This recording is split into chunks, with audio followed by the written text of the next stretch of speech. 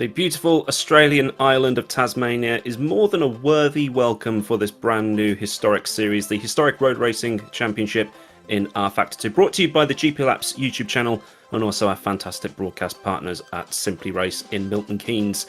This 4.5 mile track will just in a few minutes have 40 classic mid-50s sports cars rumbling through the Australian countryside and also through the town of Longford, right in the heart of Australia's southernmost territory.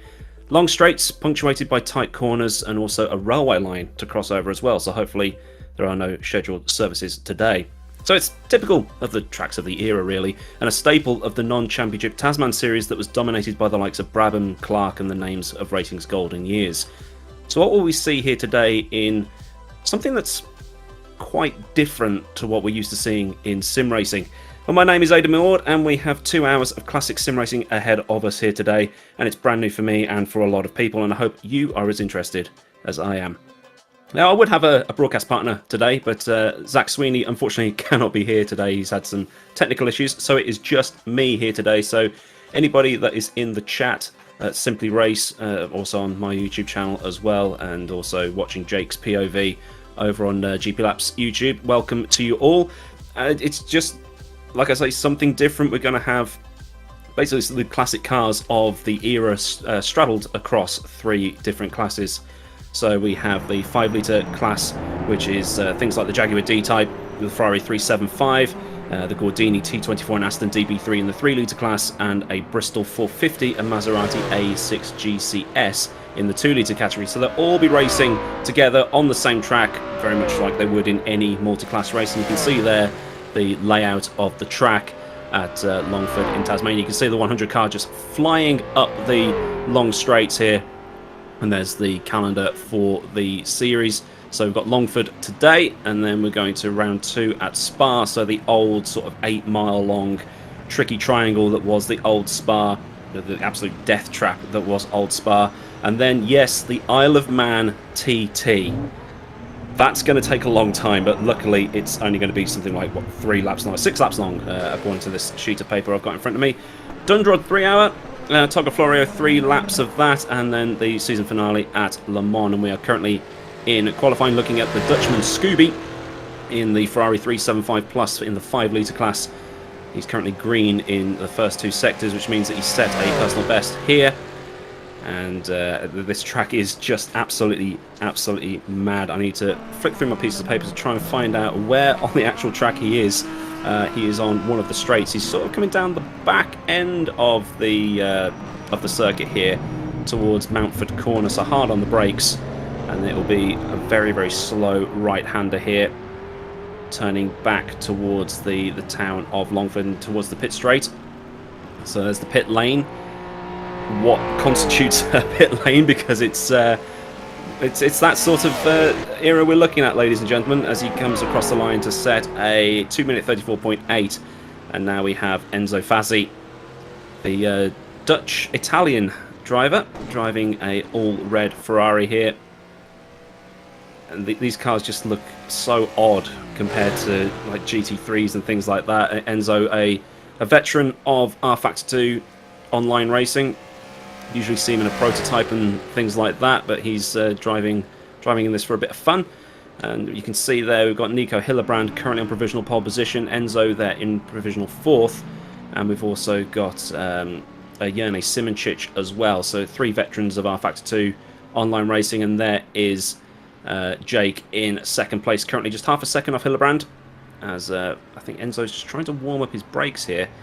The Ferrari using the old drum brakes, and there is the man himself, Richie Axelson, because I don't want to butcher his second name, Desmares, we'll go with that, in the Jaguar D-Type, which is using disc brakes rather than the drum brakes on the other car. So this car will have quite a lot of stopping power, and seems to be the most balanced of the cars so far, and Jake was actually the fastest in the pre-qualifying session.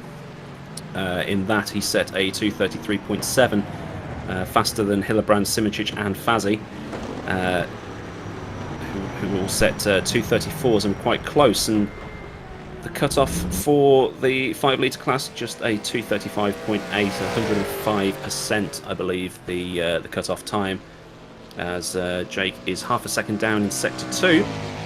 I think he's aborted his lap and brought it into, in inverted commas, the pit lane. Rhys Gardner, the Aussie himself, Southpaw racer. What a lad driving these cars. It's good to see a local man. Well, I don't think he's actually from Tasmania, but he's definitely Australian. Look at him go in the Maserati. The name at the bottom there is sort of like the fake name, but it's a Maserati. It's I can't remember what I called it. I've got too many bits of paper and not enough hands. The Maserati A6 GCS, so that is the car he's driving in the 2-litre class, I believe. Yes, the 2-litre class. He was actually second overall in the qualifying for that, and he's actually the fastest overall in the middle sector for that class. Slower than his personal best in Sector 1 by just a 10, but he's managed to claw that time back in the middle sector. A lot of hard braking zones, so it's kind of like Le Mans light, this place, but such an epic track. And if we do get to see the cars just jumping over the railway tracks in the middle of the town, it's going to be absolutely great to see. He's aborted the lap.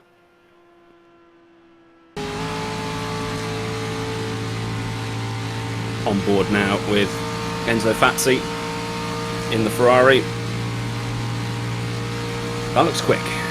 Straight line speed of these 5-litre cars is going to be, you know, what makes them in this, particularly at this track, and also at Le Mans and Spa, and it's up in the bit of a wiggle under braking, and just gets it pulled up in time.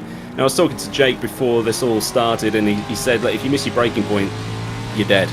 If you dip it on the grass, like they have been at the 24 Hours of Spa at the minute, you're also going to die. These cars, absolute animals, and the only assist they're allowed to use is auto clutch. So no traction control, no anti-lock brakes. It is as it was back in the day. This is hardcore. We're going full hardcore with this, and to see the amount of people turn up to actually do the pre-qualifying, which is now been completed. You can see Nico Hillebrand taking pole position for the first official round of the Hrrc. So trying to get everything in before we actually go racing, so you can actually see what's going on there. You can just see the remaining cars finishing off their laps, and the great sort of ambience shots that we've got off the track. Some great views of Tasmania here. Looks absolutely glorious.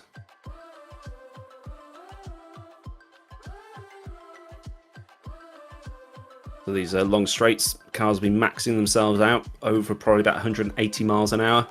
So if anything goes wrong, it's going to go wrong. And you can see the cars there just turning underneath a viaduct. There we go, there's a better shot of it. So it goes under the railway line at one point, and you've got the narrow bridge just in the distance there. You get back into the town of Longford, turn right, and then you cross over the railway line again. Maybe get a little bit of air as well because of the speeds and the lack of downforce from that time. But this track is so difficult, and it's actually a lot of fun as well if you've never driven it. And look at that, that's just a beautiful shot there over the River Esk, I believe it's called. Just trying to find all the geographical landmarks on my little map here. Like I said, I've got a lot of paper but not enough hands. And yeah, so this is sort of just beyond the start line. So the viaduct is basically turn 2 here, and then turning right at the old pub, which was apparently in the day a good spectating spot for the Formula 1 cars that used to come through here. And there's the railway line just at the bottom of shot and a very long straight. And most of this is actually gone now, which is quite sad, you know, as things have built up over the years. But still, all good. We've got a few minutes of warm-up just remaining, and then we can get on with the race, which is going to be great.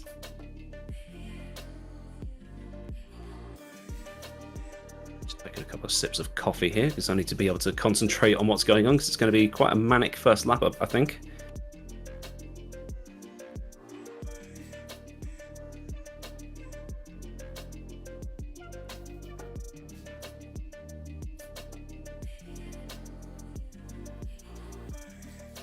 Under my reams of paper here, so just apologies for this. Just trying to figure out what's going on. It's new for everybody. It's very new for everybody. People are going to be wondering what's going on. So like I say, 3 classes, 5 litres, 3 litres, 2 litres. We've got 10 people in the 5-litre crew because of, you know, everybody would want to take the fastest car, won't they? We've got 16 people in the 3-litre class, and we have 14 people in the 2-litre class. So a big spread of the field. And actually, in the pre-qualifying, if I find my actual final qualifying times, we had the fastest 2-litre car qualified just half a second behind the fastest 3-litre car. So they're actually going to be in together, which is going to be really interesting to watch. The 5-litre cars are going to be sort of 3 to 4 seconds a lap faster than the 3-litre class, but to see all the 3 litres and 2 litres together is going to be really cool to see. Just trying to grab some extra bits and pieces of information that I can just pop on my other screen here. I should have really set it up before we get going, but there we go. I've got the chats from Simply Race, the broadcast partners, and also a partner of the Ada Millward YouTube channel, which is also broadcasting this. So I've got the chats up from both. So any questions about what's going on, do ask them, and we can try and sort of, if there's any sort of downtime, we can try and answer those. You know, people want to know how to get involved with this and all that sort of stuff. And I thought about doing it, but I just cannot drive these cars. I just cannot do it. I have to forget everything I've ever driven and forget how to drive and then relearn how to drive. But just some facts about this track. The long straight that sort of runs from Newry Corner down to Mountford Corner, which is the final corner of the track, that tight right-hander that we saw Enzo and Jake going through on their qualifying laps, it's about 1.5 miles long. So about as long as the longest straights you'll find in Formula One and the Dirtinger Ho on the Nordschleife and things like that. And it's just speed. How they drove on these tracks back in the day, it must have been something great to watch, especially when they brought the Formula One cars here. You know, Jim Clark and Jack Brabham in 1968 and 1967. Actually, 1968 was the last round of. Last year that they ran the Tasman series. Just seeing what other landmarks on here. There's the Long Bridge. There's also the King's Bridge, which cross over the river that we saw earlier. Very narrow, so overtaking is going to be borderline impossible through there. And like I say, it's kind of like Le Mans light, Mountford Corner being a bit like, you see on that shot there, it's a bit like Indianapolis and the corner after an Indianapolis at Le Mans, which I've forgotten the name of, but in reverse.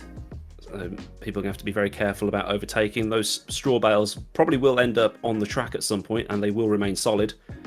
And there's the King's Bridge at the southern end of the track, so just after the viaduct, and then we'll see the pub at Longford Corner probably in the next shot. Yep, there's the pub. And then the next straight after that is 1 to 1/10 of a mile, if I'm reading that correctly. And the race is underway as everybody bolts off the start line. Let's see what this is madness. Oh, this is absolute madness. 2 hours underway. A car starting from the pit lane at the back as the cars race up towards the viaduct for the first time. Some nice big speeds. As we see a tree and cars getting on the grass and trying to navigate their way through. If you brake too late, as some cars probably making contact in the background, they navigate the viaduct. Bit of dust being kicked up at the front. Simicic showing as being in the pit lane right now. Fatsi is just 1.1 seconds behind, so there might just be a glitch in the timing system. But like I say, this is all brand new for everybody, so we might have a few kinks to iron out over the course of the first few rounds. But it appears that everybody is still leading, everybody's still on track, so everything's sorted itself out now. Great. So Simicic leads from Fatsi, who leads from Richie Axelsen. And then we've got Pava in fourth ahead of Nico Hillebrand. Simicic enjoying a half a second lead as we see Enzo Fatsi in behind, trying to slipstream down one of the long straights. And get hard on the brakes now into, I think this might be, that might be Newry Corner over the north end of the track. and then straight down the long straight. So I'd actually try to figure out what the... okay, maybe not. No, this is just going over the long bridge, and then they'll turn right and come back down. So the road will bank off to the left there. As you can see, that drives up towards Launceston, where you'll find the Symonds Plains track that these V8 supercars in the modern era. And now they are on the very, very long straight. So like I say, 1.5 miles long almost. Very, very long, very, very fast. And now they're on the straight properly now, as we see the onboard from Enzo Fazzi's Ferrari in the bottom right-hand corner. Speed, climbing, slipstream. What slipstream? There's very little down... well, there's no downforce, so it's all mechanical. And trying to put down all of that engine power coming out of the corners. As we see, it appears that Simičić might be pulling away ever so slightly. Just need to see what kind of car that Simičić is driving. Simičić is also in the Ferrari. And then we've got Axelsson and Hillebrand in the Jag. As we see, something got wiped out. I think it was a brake marker, but that is the end of the first lap. As Fazzi appears to have taken the lead. So I'm sorry if I missed that. It's trying to keep up with everything that's going on. Yeah, it looks like Simičić went too far into the final corner. That's put him back down to 4th position behind Axelsson, behind Hillebrand, and your overall race leader Fazzi. As we look backwards now onto the helicopter cam. This is Army leading the 2-litre class here. Or the 3-litre class. I think I'm reading things wrong here. But either way, it's... oh yeah, because they're all bunched up together, aren't there? Some lockups in the background. Some people getting onto the grass as they try to get across the bridge without whacking into the fences there. Down towards the pub, right-hander, and now we're actually into the town of Longford. So another straight along here, about 1.1 miles or something like that, and then they cross over the railway line. You can just see that there. A little bit of air coming off them. You see more dust being kicked up in the background as they're trying to get the power down and trying to use as much of the road as possible. It is a public road, so they are going to try and maximise what they can. There's no runoff areas. You know, this is completely different to what you'll have seen anywhere in motorsport before. And it's probably the closest we're ever going to get to the proper historic racing. There's a massive lockup from the 202 in behind, which is suboptimal. Sal Army leading the class here, driving the Maserati. Cars getting very, very close in behind. So he's driving the in Japanese racing colours, and this is the other thing about this series. Everyone's driving in, you know, national colours of, you know, where they might be from, or, you know, where their family's from, or it's anything like that. So basically the rules said that you've got to keep the colour of the original car. So if you're driving the Jag, it's got to be green, and you're driving the Ferrari, it's got to be red. As we get a replay here, this will be Jene Simičić just going a little bit too deep into the final corner. The thing just didn't pull up. So he's gonna style it out. And there we go, back into the race. Should be able to make up the time he's lost. Jene Simičić 3-time, as another car goes a bit too deep into the final corner. As we're saying, Jene Simičić, a 3-time Formula Sim Racing World Champion now. So definitely knows his way around R-Factor 2. But it's great to see the sort of veterans of R-Factor 2, you know, trying this thing out just as a bit of fun. Nico Hillebrand is actually driving in goggles and a hat and a polo shirt, so yeah, he's gone full hardcore mode for this. You can see the car's just getting a little bit light over that hump, and now trying to get it all pulled up, turning the tyres into proverbial 50p pieces as they go under the viaduct again. And we're already 6 minutes into this race. 7 minutes into this race. Good maths. Just checking in with chat as things have gone a little bit quiet now. Looking at Martin Bayer. He's driving, I think it's a Gordini, if my memory serves me. Bayer. Yep, it's the Gordini T24S. Very good looking car.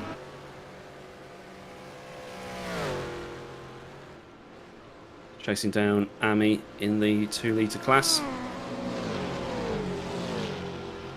I think it's just a little bit messed up because Ami's in the 2-litre class, leading some of the 3-litre guys, so it's put the 2 litres above the 3 litres on the timing board. But we'll figure this out as we go along. Like I've said several times right now, it's new for everybody. But so far, it's absolutely brilliant to watch as we now see Nico Hillebrand chasing Enzo Fazzi down. And then there's GP Laps in behind, driving the blue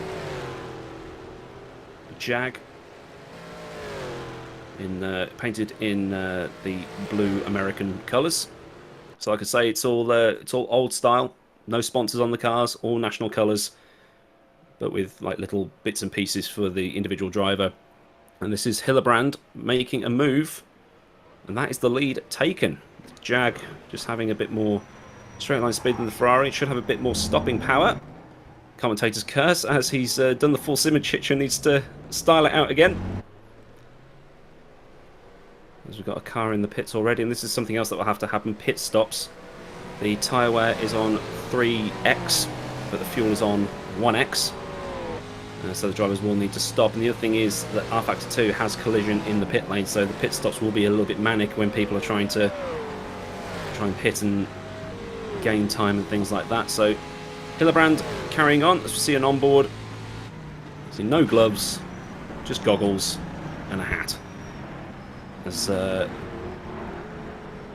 I just saw it in the chat for one of the it's Hrrc saying that drivers from this era are built different. Yes, they were absolutely crazy, but 10 years after the war, so it's kind of like, what could possibly go wrong? That adrenaline buzz of the time. It was Damon Hill that said, being seen to do something brave this soon after the war was the thing. Is there we go? There's the railway line. Oh, a little bit of air, just a little bit of air. Simoncic up to third as the result of Hillebrand's mistake. Watching the Slovenian in his Ferrari.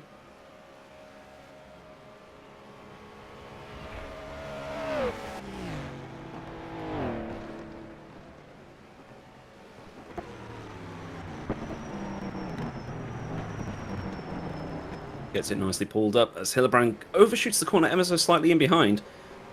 Maybe still pushing a tiny bit. Richie Axelsson up into second place as we see the helicopter view of Rujas making a move. Took the outside line for that. That's on that Martin Bayer. Fantastic racing this early into the race. We've barely done 10 minutes, so it's flying by at the minute. Crossing the South Esk River.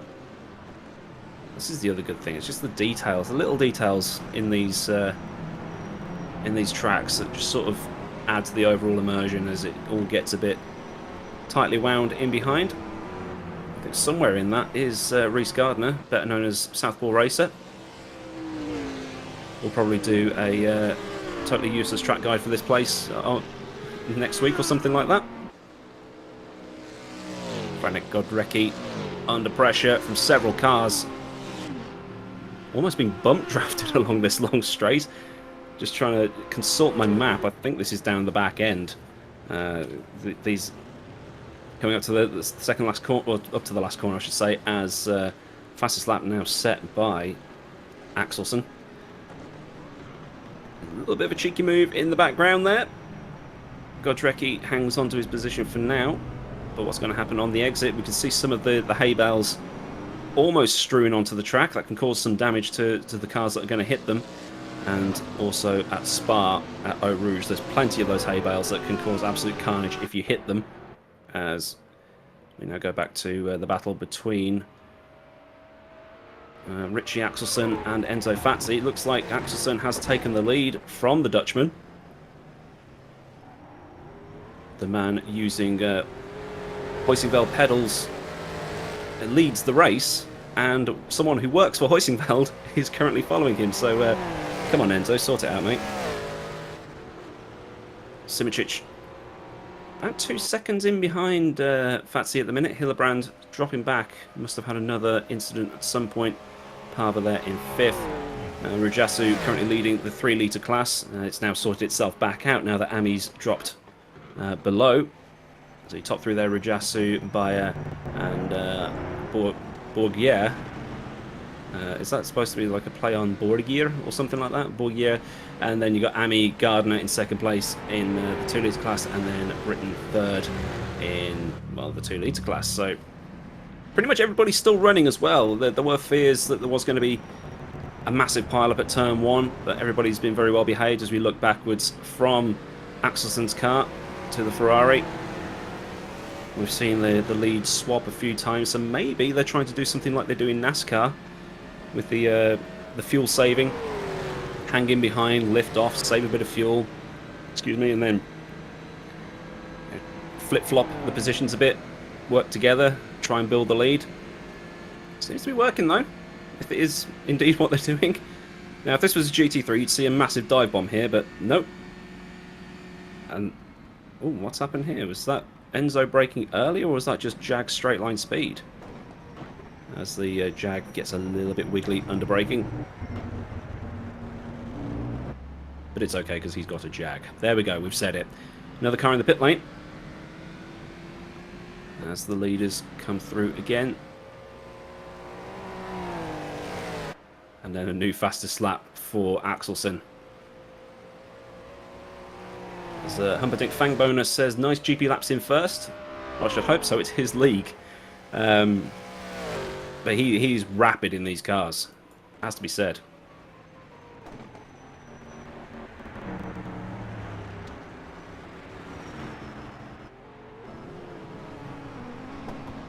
Oh, Borgier has had an issue. Just took a sip of coffee and then saw the car spun around.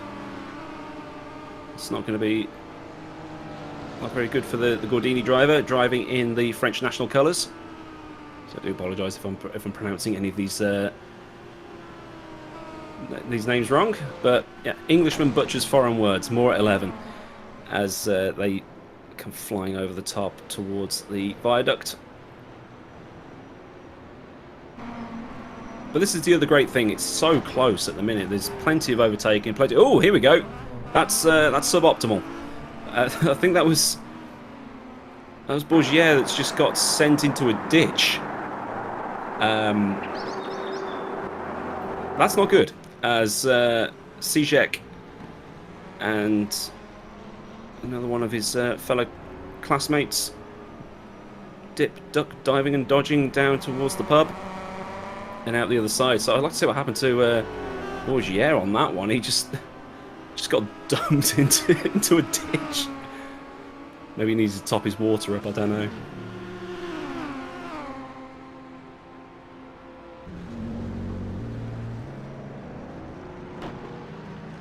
Doing Rhys Gardner now. Trying to make a move in his Maserati. Got 3 Maseratis running line astern, as Martin Brundle loves to say.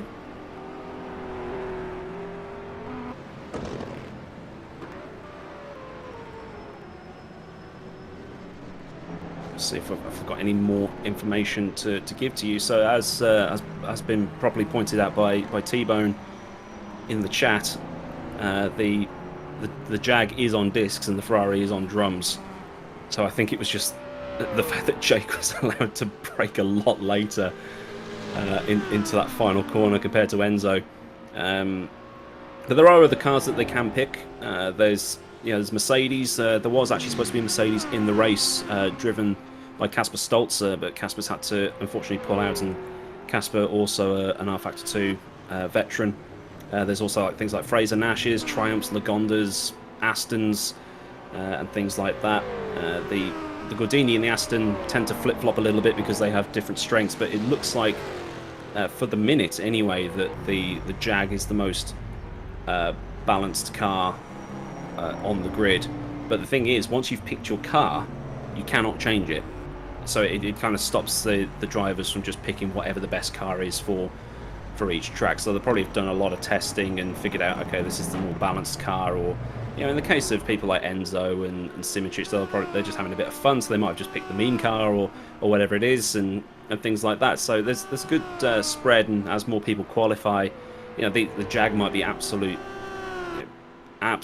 awful at another track, whereas an Aston might be brilliant. So people might not qualify for this round because of the car they've picked.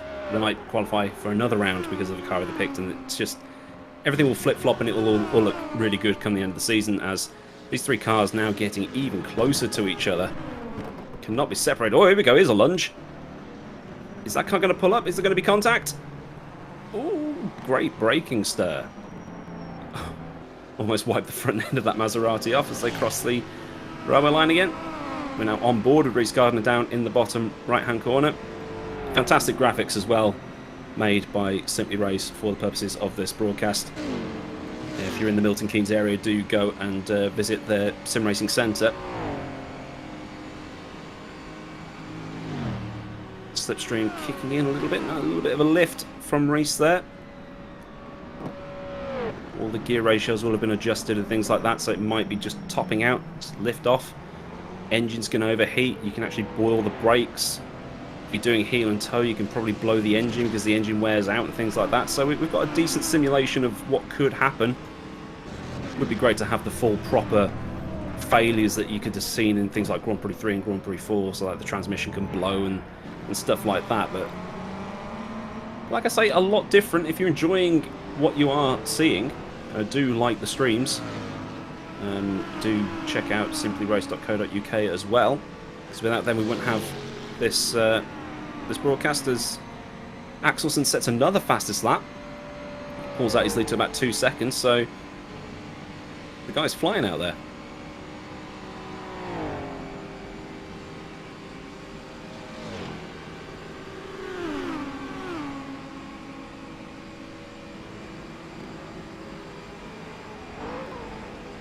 Just letting you hear the engine noise down the long back straight, hard on the brakes.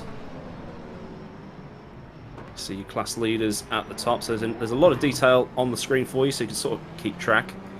Unfortunately, the numbers aren't working properly. That's just a limitation in the mod currently. So, yeah, unfortunately, that's not something we can fix at the minute.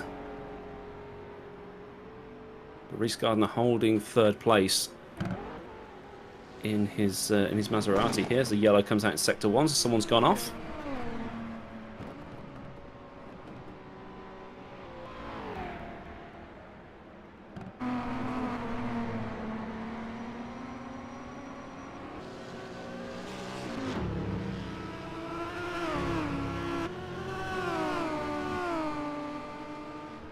Piece of paper gone.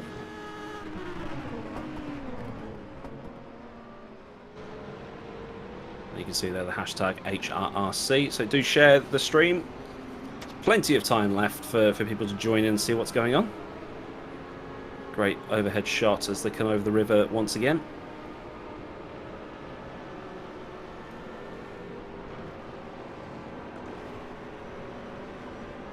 And just as a reminder, for the rest of the season, we had the Rouen test race that Jake broadcast from his POV. We've got Longford, which is the race today, that's going to last for 2 hours. We've then got a Spa 2 hour on the old Spa. It's a Spa 1967 that's in R Factor 2. Then we've got 6 laps of the Isle of Man. Good luck keeping up with the map on that one. We've then got the 3 hours of Dundrod, which is a track that I've not really seen much of. Is that a car going slowly there? That car's got damage. Oh, dude, escape if you're damaged. You're going to wipe someone out. The Targa Florio, well, the 3 laps of Targa Florio, and then 2 hours of Le Mans 1966 to end the season, which is going to be absolutely fantastic. Cannot wait for that, especially if Jake decides to do another season of this with 1960s cars and does Le Mans with the Ferrari GT4, not the Ferrari GT40, the Ford GT40. That would be absolutely great, and probably something I'll try and qualify for because I absolutely love that car. Oops, excuse me. As we see a battle happening on the bottom right hand side of your screen. It's going to be interesting to see if this one gets pulled off correctly.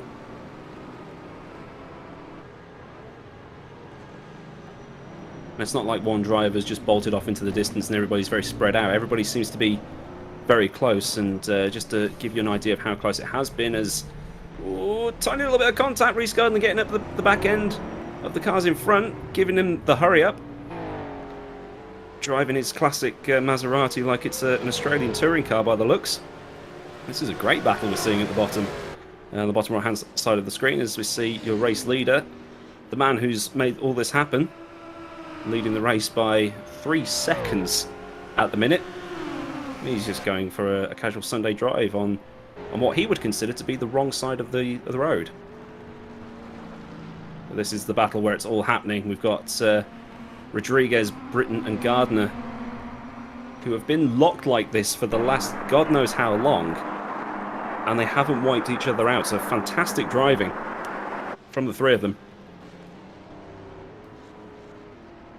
And yes, just to answer the question there, this isn't 3 classes of a 1954 Cobra. It's just the way the mod's been packaged. So we'll try and get all that fixed for a later round of the season.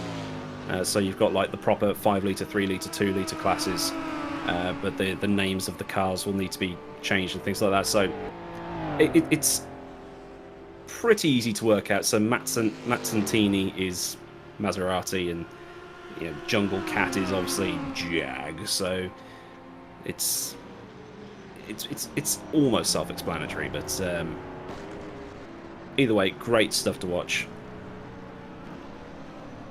Bit of fun for a Saturday afternoon. Who needs the French Grand Prix?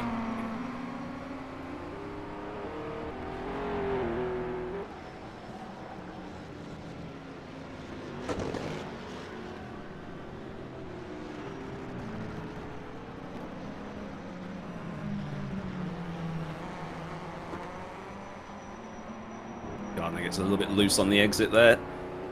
It's going to ruin his straight line speed a bit. You can actually see now that we've got the manufacturer decals next to the position numbers. So you've got Axelsen there leading in the Jag, Simičić, Fazzi in the Ferrari, Hillebrand in the Jag, and Robillard in the Ferrari as well. So we've had a position change a little bit further back in the 5 litre field. Rajasu leading the 3 litre field, Bayer in second place, Godrecki third in his Aston Martin. I think the ones that you can't really see are the Gordinis, and then basically Maserati Cup in the 2 litres. Looking back from Rodriguez's car here towards Jake Britton.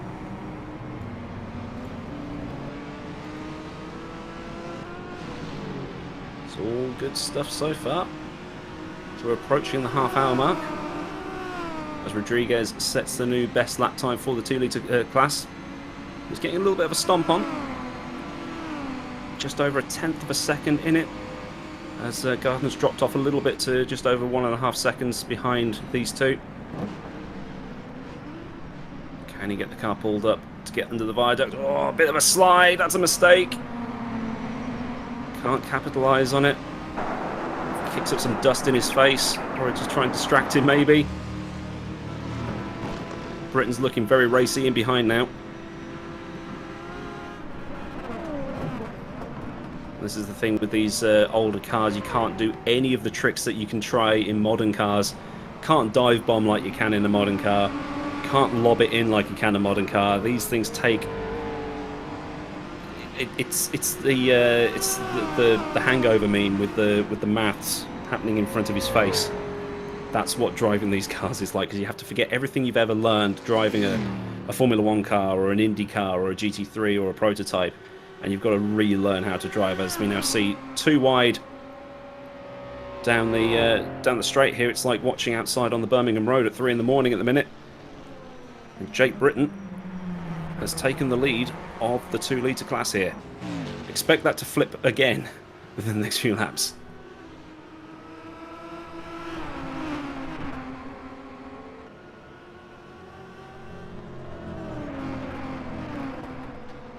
And another fastest lap for Richie Axelsen. 4.5 seconds over Hrrc Simičić. That's good going.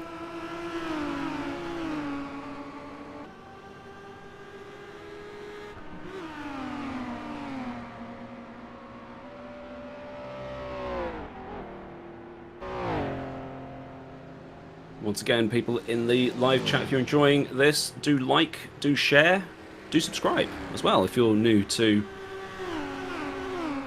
either of the two channels that are broadcasting this. And also, if you're not aware, go to GP Lap's YouTube channel where he's actually streaming his POV, where you can just see a clear track ahead of him. As we now see the 3 litre guys, this is Martin Bayer following Rujasu. Some people using their real names, some people using their screen names.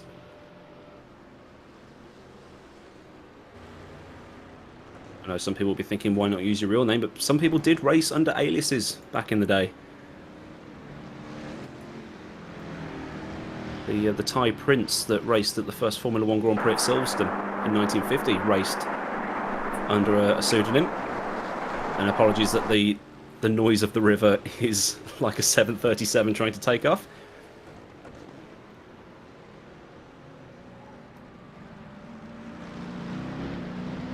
It'd probably be a de Havilland Comet at this era, wouldn't it? 737 wasn't for about another 10 years, but we now have a new best lap time in the 2 litre category by somebody who's not even in the top 5, Silverwolf, with a 2:40.3. That's a fantastic time there.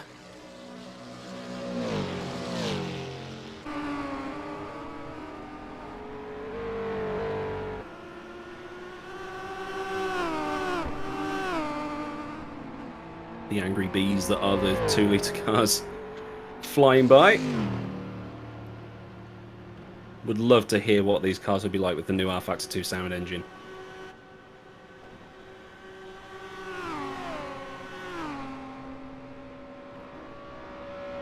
Another yellow in Sector 1. It's never any good news. As ooh, that was a bit leery. It looks like Britain got the better exit even with that kick up of dirt because the Portuguese driver and Rodriguez can't keep up. Just a reminder there of your class leaders.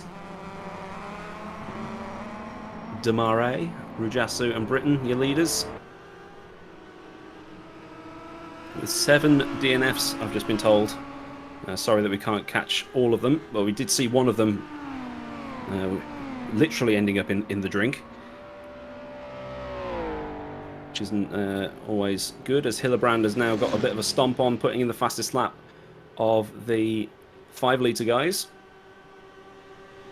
Currently running in 3rd place. As oh, looks like Fatsy's dropped off the face of the planet. Is he one of those retirements? He is.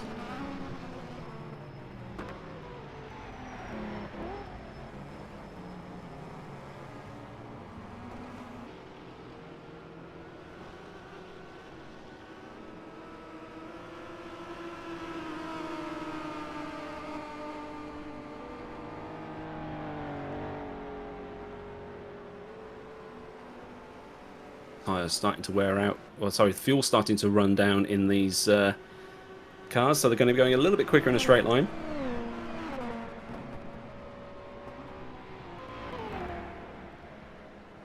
But great to see half an hour in and we've still got plenty of battling going on. Here's one of them, David Sijek. Just getting the slipstream on, past the Maserati. Down the inside. And there we go. That's the move done. Although Hammer is coming back in his Maserati. If we can get a run on Sijek down the straight here. Looks like he's coming back here.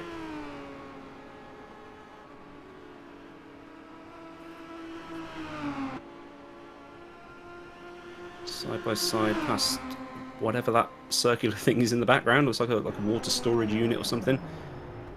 And hard on the brakes here. Aurelian Hammer has got the move done. We got the place back from Sijek here.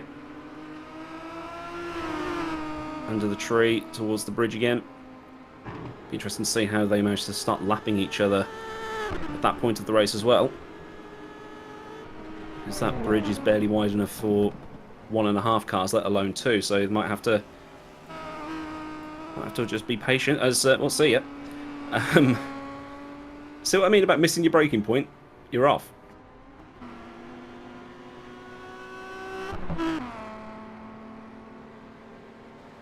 The yellow's coming out as people potentially boil their brakes a little bit. All of the cars pretty much apart from the... okay, this is what happened to Fatsy then. Oh, no. Yeah, that's a tree. It looks like it looks like no, that looks more like internet issues. That does. That's unfortunate then.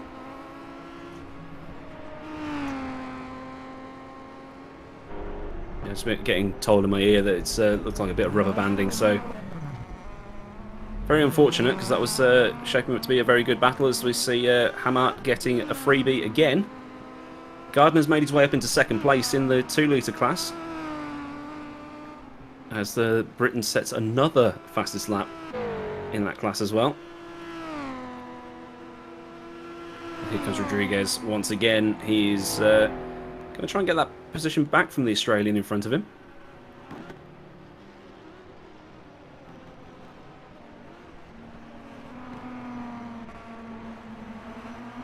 Looks like we're the only battle on track at the minute, so they look like they're the closest together.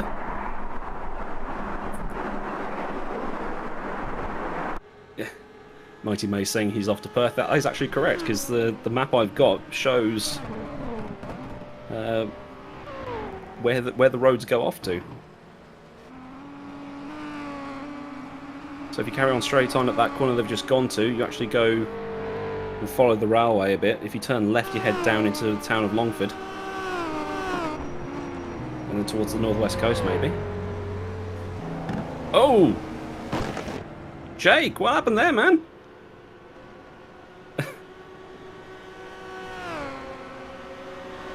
He's so far ahead, he's got time to pop some wheelies.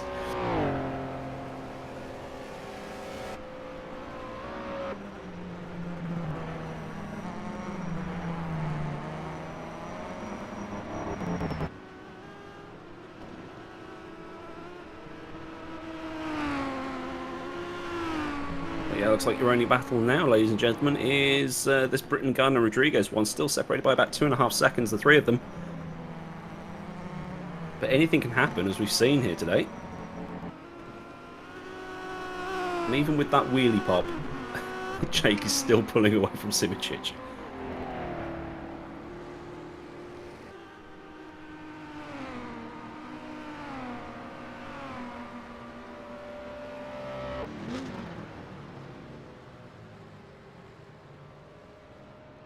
Though it has to be said, this battle for the lead of the 3 litre class isn't over just yet, because 1.7 seconds between Rajasu and Bayer, and with pit stops to come.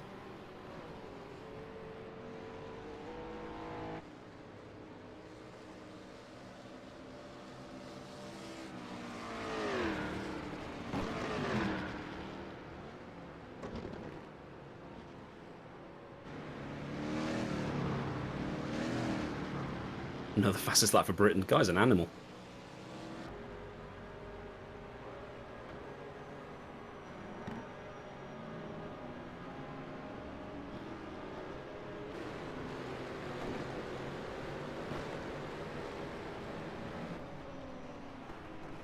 It looks like what we saw happen to Jake on the TV stream is similar to what happened to Max Verstappen at Le Mans, where it looked like some sort of carnage had happened, but really it's just the way that the broadcast is going. So all's good.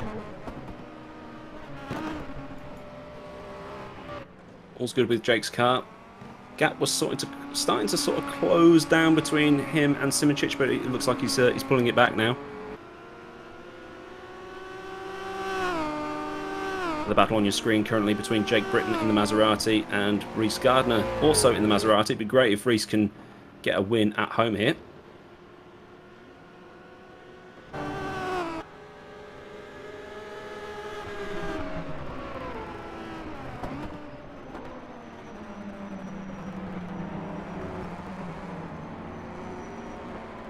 In the 2 litre class here, we've got Heiler and friends.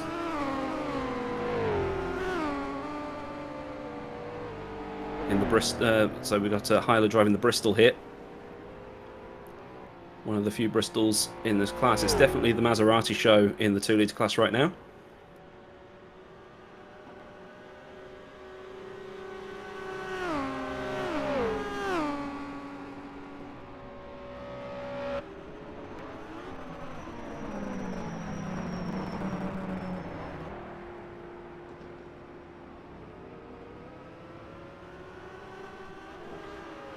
This is close. No dirty air to worry about in these cars. Allowing them to follow. Oh, this is getting really close now between Hyler and the 307 in behind him. On board with the 307, a bit of a kick of dust, and that's going to be an easy position. Hyler just getting too much on the grass. Maybe he was trying to cool his tyres down.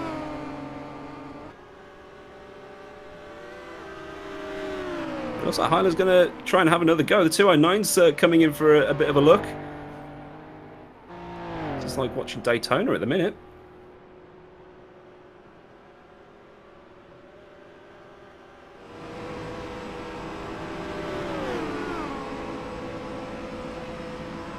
Always scrap for 5th position in class. Everybody being very well behaved. It's great to see. One car trying to take the outside line, maybe try a little bit of a cheeky switchback on the exit. Forced to take the long way around the corner. Is that going to mess things up for that sort of burgundy and sky blue car in behind? No, because that one appears to be making a pit stop. Pulling into his pit box. Fuel and tyres. We'll get straight back out there, but we cut back now to Hyler's Bristol, the 307. What appears to be 2 Maseratis in behind.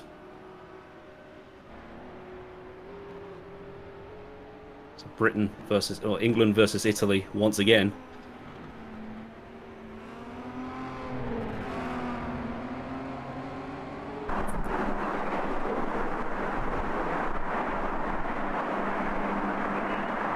Once again, apologies for the sound of the stream on the stream.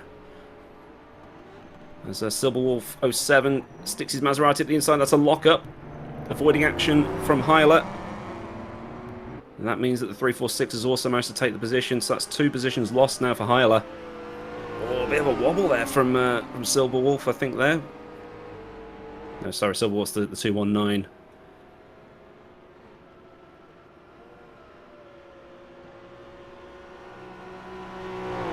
Oh, no, it's not. He's the 346, okay.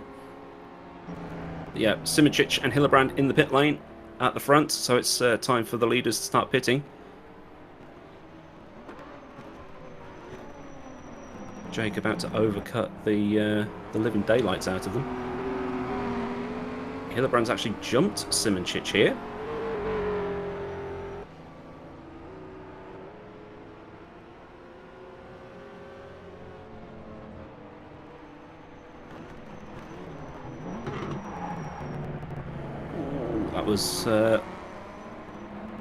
Ooh, that was almost an F in chat.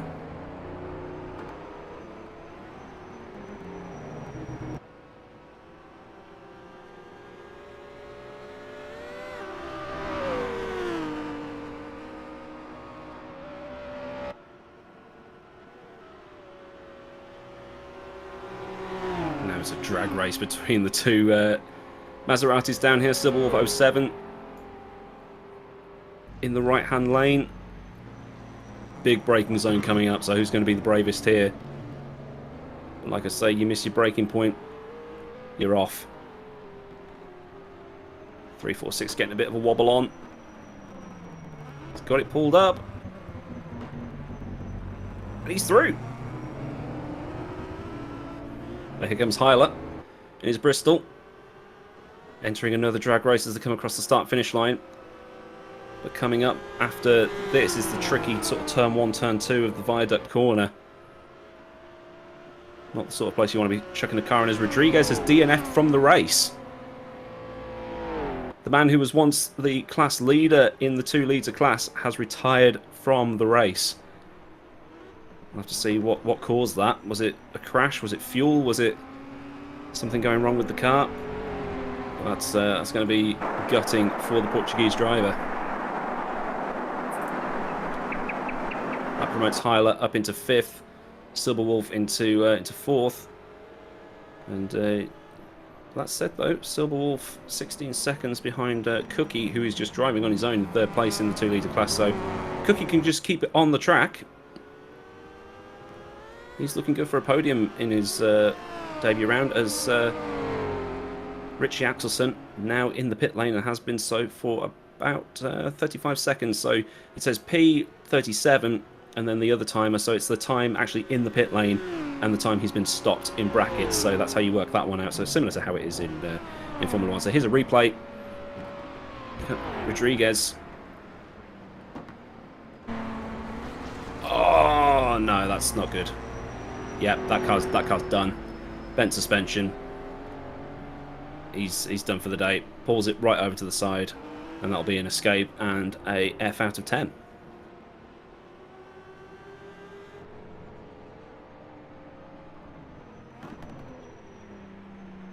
Car's starting to get a little bit slidey now that the tyres are wearing off, but bias ply tyres, they last forever, don't they? As here we have Demarais in 3rd after that pit stop. Simičić takes the overall lead of the race. Parva in front probably still needs to pit. Lap traffic ahead of Jake here.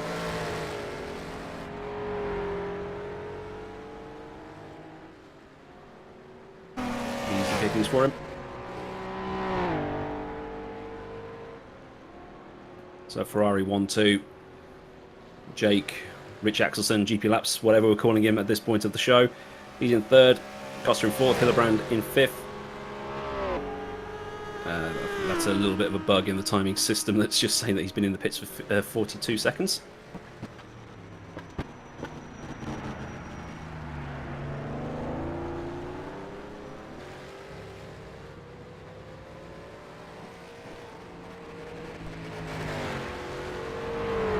Jake closing ever so slowly towards Parva.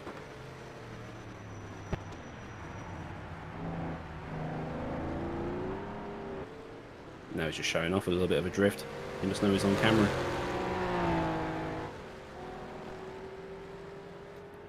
To answer your question, Red Sim Racing, in qualifying, the 2 litres were doing about 2:38s, something like that. They were actually in with the 3 litre classes, so they can hold their own for a little bit. It should probably pop up at some point, because fresh tyres, the rubber getting down on the track should get a little bit faster.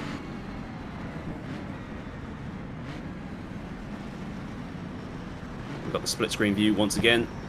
On board with the Jag and off board with the Jag. And a little bit of a mistake there. That should be an easy one. There you go.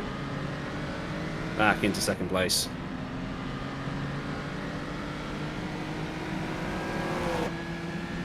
So now it's back on between Jake and Simičić. With the way that Jake was pulling away from Simičić beforehand, who knows? It would be good to put on his CV. I beat Hrrc Simičić.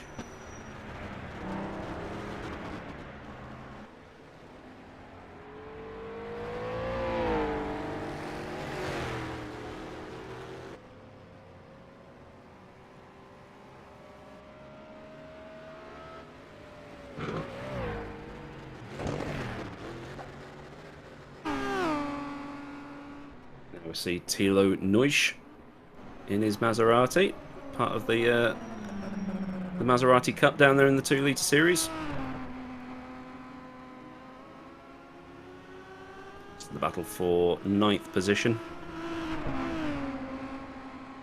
in the traditional German silver.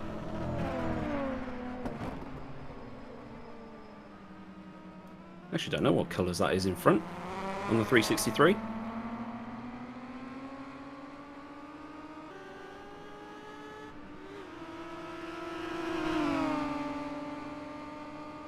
It's a Kuba Malmschack, so be the colours of one of the Eastern European countries around this time. There you go. You see the French blue just going past in the shot.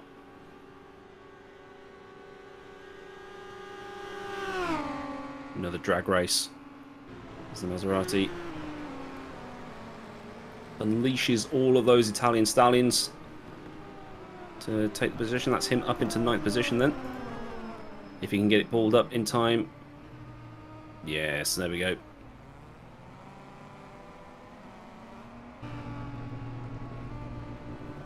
It's a good overtaking move into the final corner. That's another lap done for the 2 litres, where pretty much all of the action has been in this race. Is that going to be another... That's another position, so they've just taken one off the car that's just pitted. The 346 car there.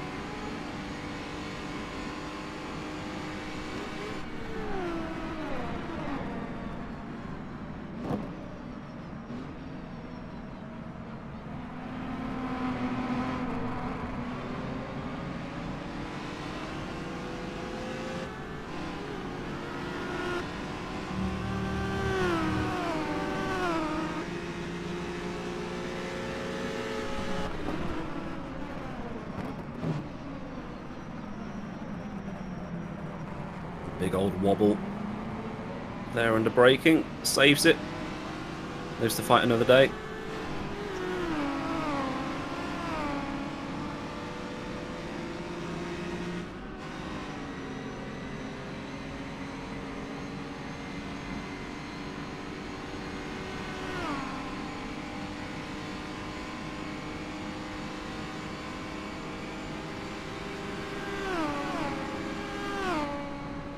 Seeing a couple more pit stops in the top 2 categories. Byers in the pit lane, Parver's in the pit lane.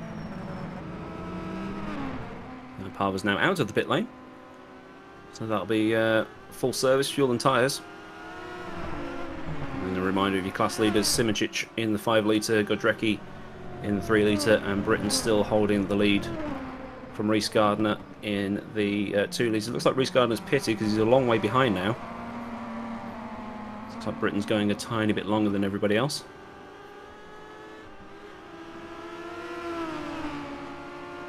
Thilo Neusch still in a battle. Always fun to watch. So it looks like we've always got something going on, which is always good to see. That freshly tyred and freshly fueled car in behind them as well will be looking to get by with the superior grip.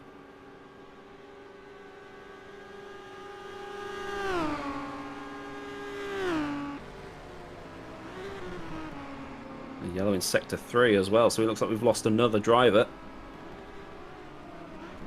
Hopefully they've recovered, managed to get back on with things. I believe it was Hyla.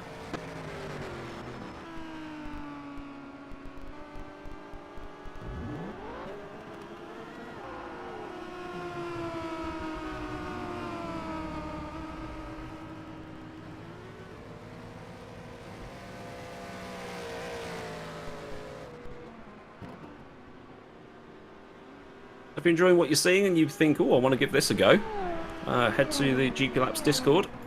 If you're watching this, you're probably a fan of Jake anyway, so maybe if you're not a fan of Jake and you've come here through just standard YouTube browsing, or you watch what I do, go to GP Laps Discord through his YouTube channel, and you can get signed up for the next round, which will have its pre-qualifying session announced on the Discord. See if you can get into the top 10 of the 5 litre, or maybe the top 16 of the 3 litre, or the top 14 of the 2 litres. They actually had to take the 105% from second place in all 3 categories because they were that close to each other. So it's all good as Alessandro Parva is a bit of an overtaking move. I think that might have been on a slower class car, so nothing to worry about there. Car ahead, leaving the pit lane. No, coming in for a stop right at the end of the pit lane. Would not want to be there if somebody loses control.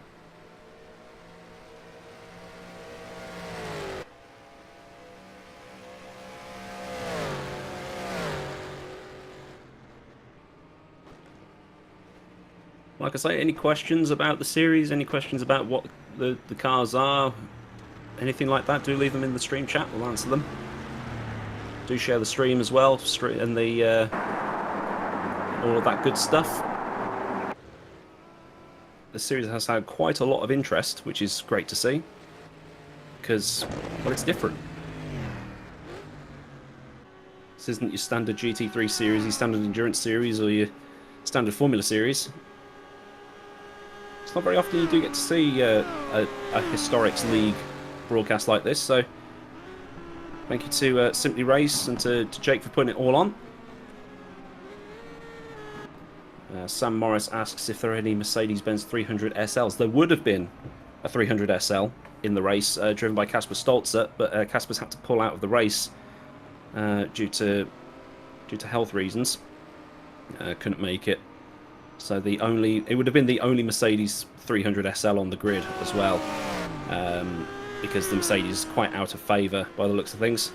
He actually qualified with a 2:41.648, which is a decent time. It was the second last time, but still a decent time nonetheless. And unfortunately, he couldn't make it. And Kasper also Kasper being like Simoncic and Hillebrand, a veteran of R Factor 2, so it would have been great to see another known name, as it were, on the grid, but unfortunately couldn't be here, so he'll try and be back for the next one at Spa, which really is going to be a power circuit. And there is your race leader, Jerne Simoncic, three-time Formula Sim Racing World Champion. Also doing very, very well in the R Factor 2 Formula Pro Series. Costa now in the pit lane. That will put Hillebrand into third position. Jake's starting to take a little bit of Simoncic's lead out, but Simoncic still holding station. And there we go. For those of you wondering about the 2-litre lap times, 2:38.5 fastest time in that category.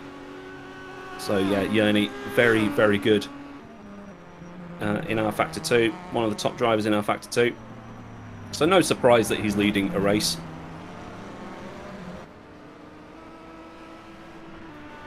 One of the nice guys in sim racing as well.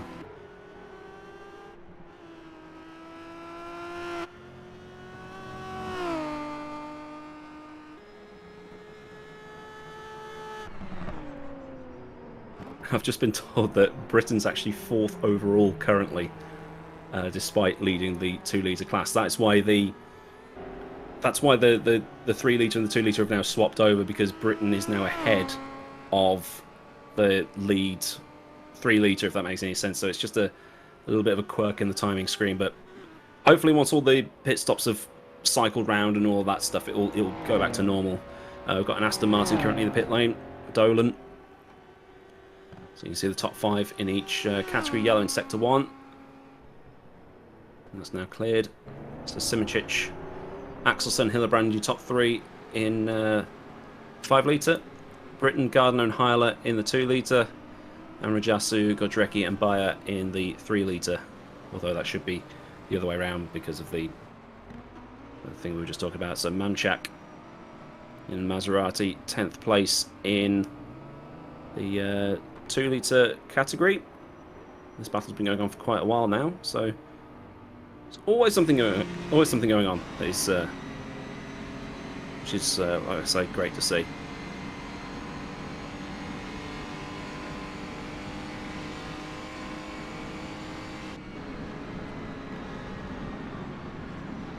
Apparently it was the same in the support race as well, the 5 litres beating out the 2 litres who beat out the 3 litres. But I guess that was what happened back then.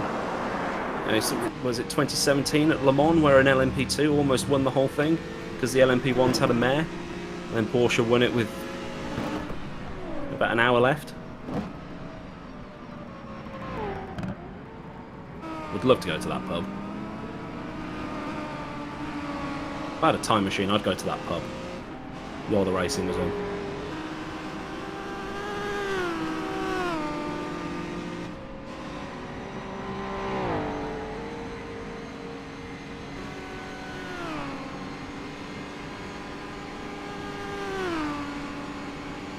I love how that guy's just got the confidence to leave his car parked there while people are just flying past.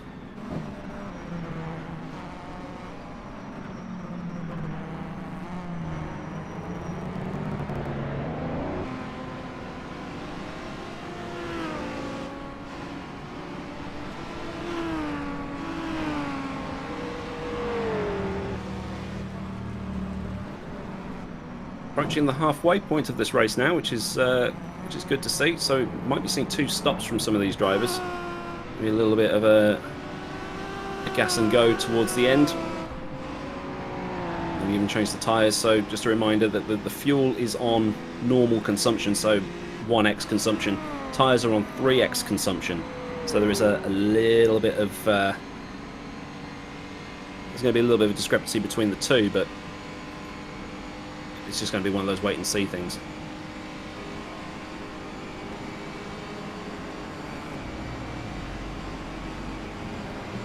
Manchak still in that little fight. This will be Jake in his Jag coming up behind. So that gap's sort of spread out a tiny bit now. The gap's up to 2 seconds between Manchak and the car he was fighting with. Another car there in the pit lane.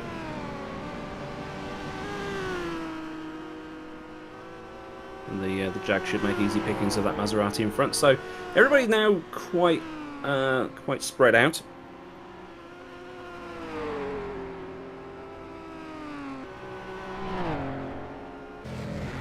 But you can now see on the left-hand side of the screen, the 3 litres are now back in front of the 2 litres, so everything's now been shuffled back round nicely. You're now looking at Jackson Robillard in the Ferrari in full US colours. You can tell it's from America because it says US in huge letters on the side. Well, on the back, I should say.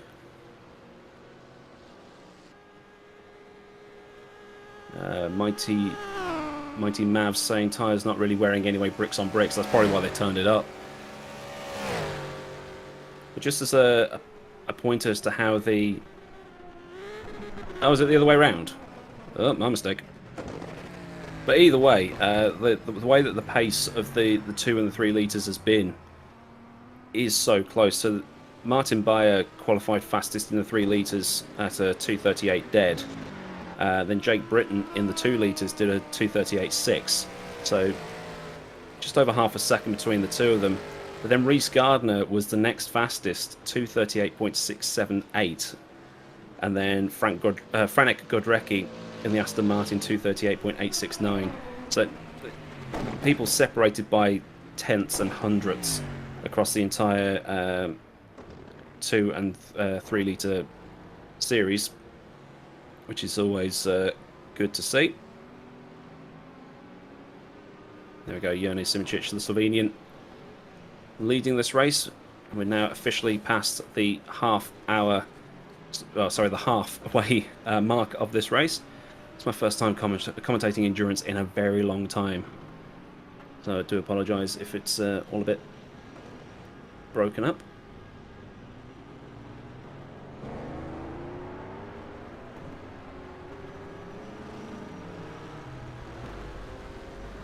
Gardner and Heiler in the pit lane, apparently. Don't see them in the pit lane. Oh, there they are. They were hidden behind the garage.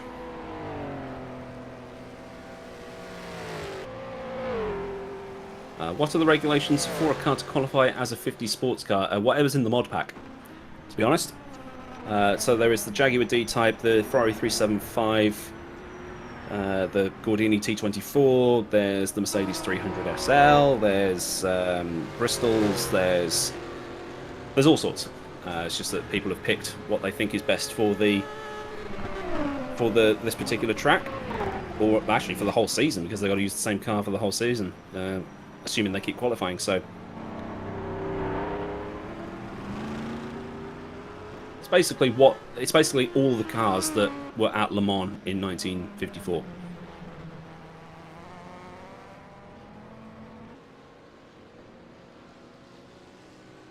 Rajasu leading the 3 litre class, the Finnish driver. It's great to see the flags of the individuals on screen, so you can figure out where everybody's from. And you can also learn what the national racing colours of Finland are. So it's entertaining and educational. You love to see it.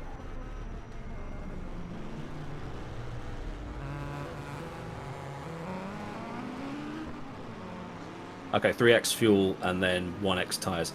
Okay. I know it was one way around.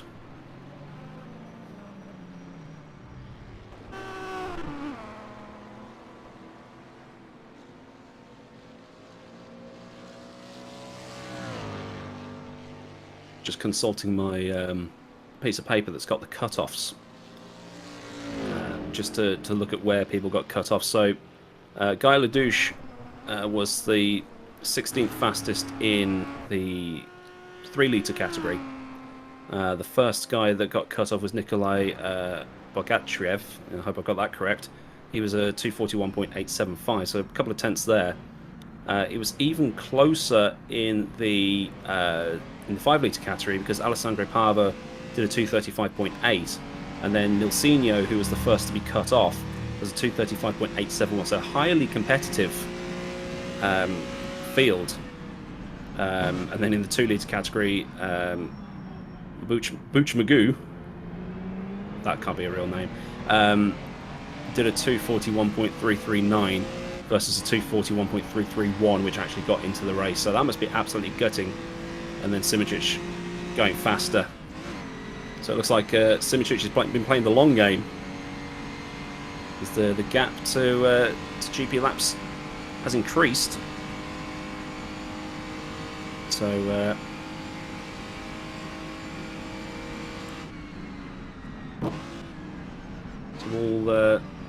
so it looks like Simičić is probably sandbagging a little bit. What happened to Gardner? That's a good question. What did happen to Gardner? I know he pitted.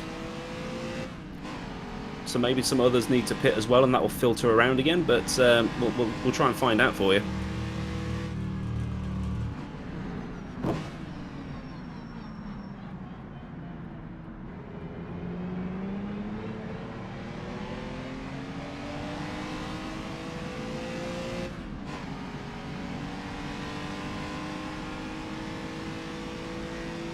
Gap's actually gone up a little bit now. It looks like Jake's lost a couple of seconds.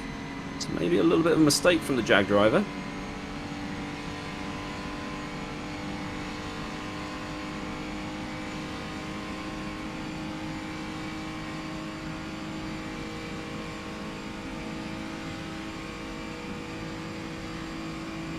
It looks like, okay, Southpaw race is still running, just had an off at the end of the long straight. Good to know.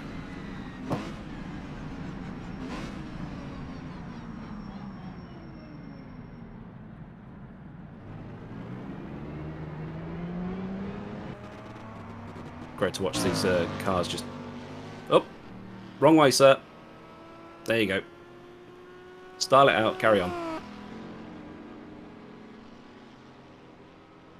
Britain enjoying a 43-second lead as it stands. Huge lock-up there for whoever's in front of Martin Beyer. Almost an unsafe rejoin from the 2-1-2. But I've got Hrrc going a little bit too deep into the final corner. Still survives though. Lives to fight another day.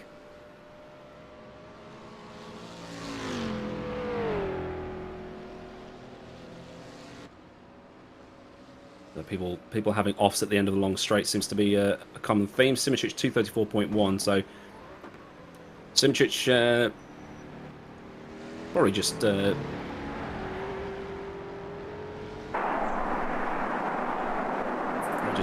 starting to manage the gap a little bit. But considering it's a 2-hour race, he doesn't need to bolt off into the distance immediately. You can just sort of hang and then go. He has made a pit stop, it has to be said, and he jumped Jake in the pit stop, so yeah, he managed to find enough of a swing in that. But he is one of the best drivers in R-Factor 2, so he knows what he's doing.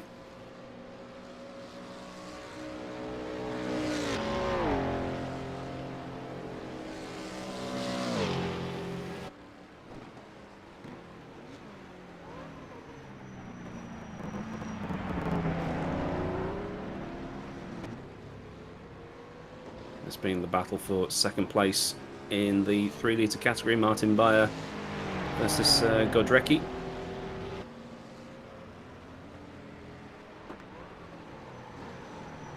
Oh, huge lockup.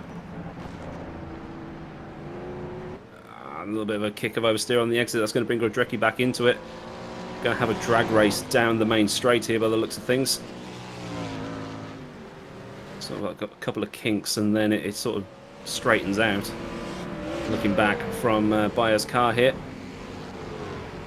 Did he get enough of a drive off that corner to keep Godrecki behind him? But that Maserati is getting a little bit closer. That Aston Martin getting a little bit closer.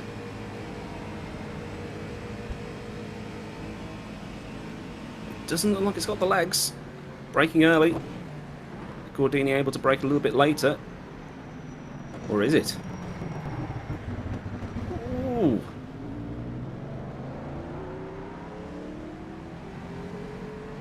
Flash of the lights there. I think that was a...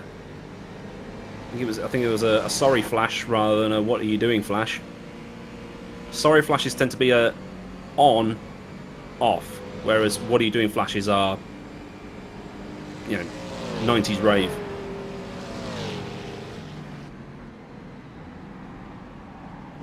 Is this a circuit or a course that has a start and separate finish? It is a course. Yeah, think Le Mans Light.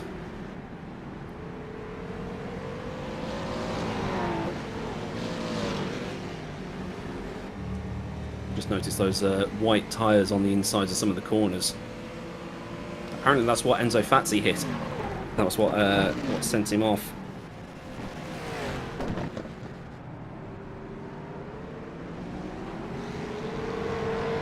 As Beyer and Godrecki come just to the outskirts of Longford. Better exit from Godrecki this time round. Still seeing the bottom right hand corner. Another car coming in behind. Nico Hillebrand's out of the race. Two of the main guys to watch out of the 5 litre category. But Beyer and Godrecki still fighting in the meantime. A couple more cars being brought into things here. Nitramsen and just Nitramsen writes probably a lap down or something like that. So, like I say, always something going on.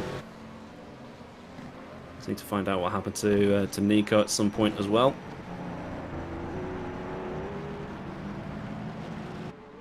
Didn't see anything regarding yellow flags. So we're now into the final 50 minutes of the race.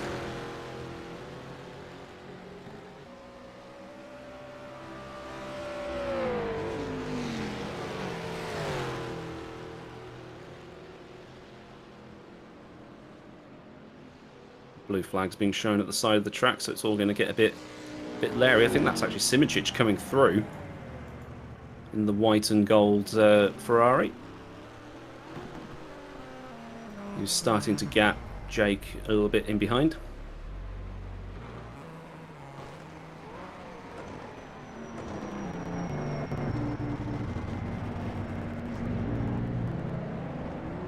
Oh.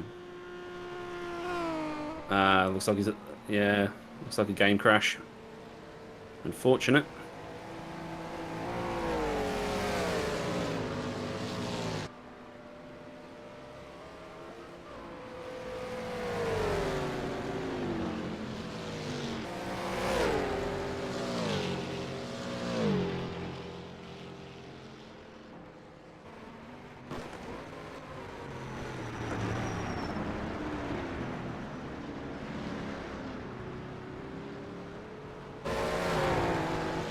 Only 10 non-finishers, which is good. Still got 30 people running.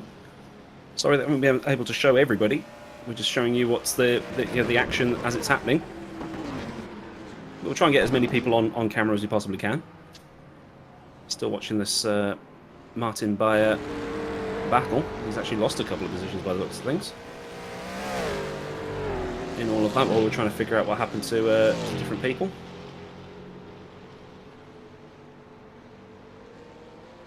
Jake's picked up the pace a little bit, but that gap So it goes between about 12 and 15 seconds, so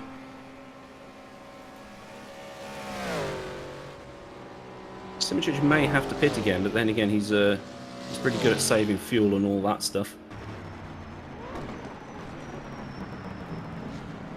Now Tramsen in full Danish colours. Shout out to my brother who lives in Denmark.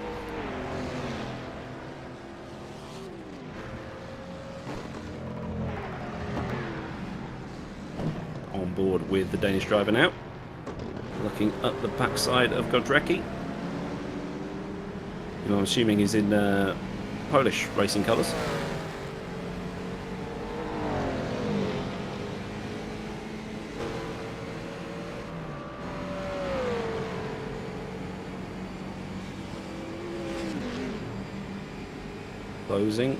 Closing a little more, closing still, a little bit of rubber banding.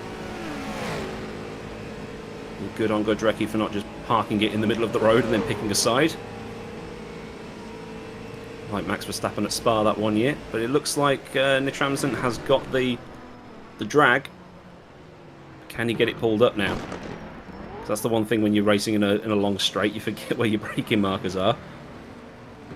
Did that in a race at Le Mans. I was too busy watching the guy I was trying to out-drag down the Mulsanne and missed the chicane completely. Nobody saw it, it's fine.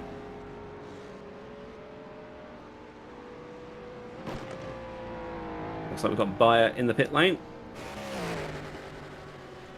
That should get him to the end of the race, I think. Tyres and fuel.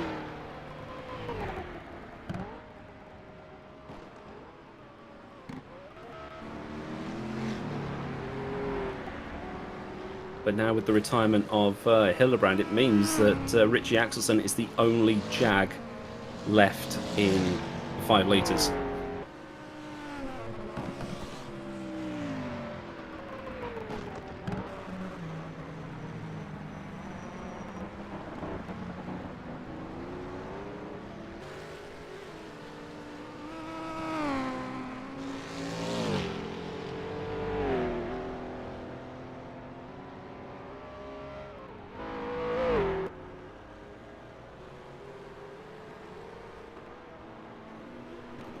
There we have another American, Keeper, driving the Aston Martin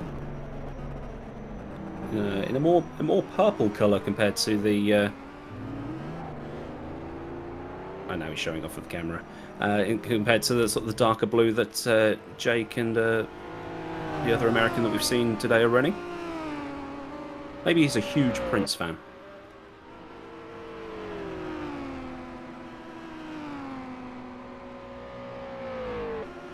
And it turns out Silvino Rodriguez, who we were asking about before, actually retired with brake failure, which is unfortunate, but it's just that one of those things that happens in these cars.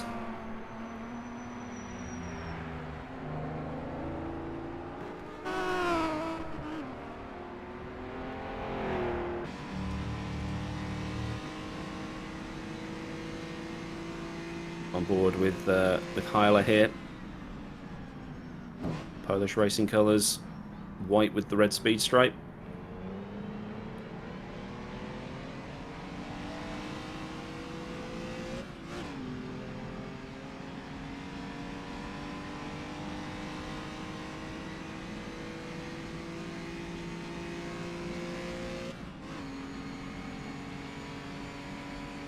You see the long straights of the area around Longford here, past the farms, farm buildings. It brakes just before the 200 metre board. Car ahead, full position. Using the inside of that corner, so like dipped a little bit. Just use that to pull the car around. A little bit like Indianapolis corner at Le Mans, or the second Lesmo at Monza. Over the bridge, sort of over the far end of the track. So this is sort of the start of the very long straight. That road off to the left there, that's the one that runs towards Launceston and Symonds Plains and those sort of locations in Tasmania. And then it's just right foot to the floor down here. Probably a little bit of a lift through these kinks, but now it's open the taps. Must have been absolutely terrifying.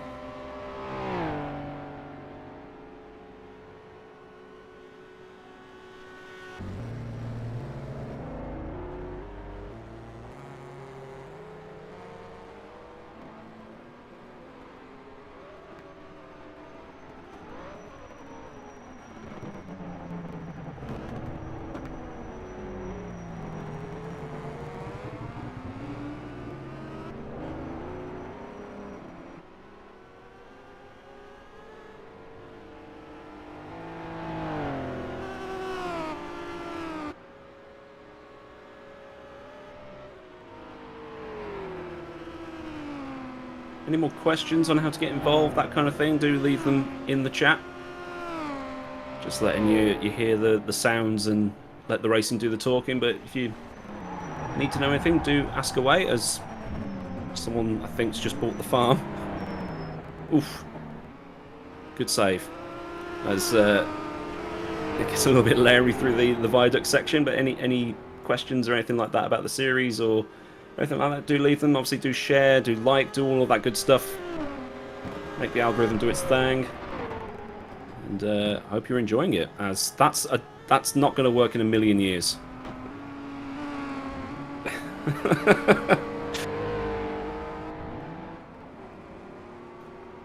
10 out of 10 for trying.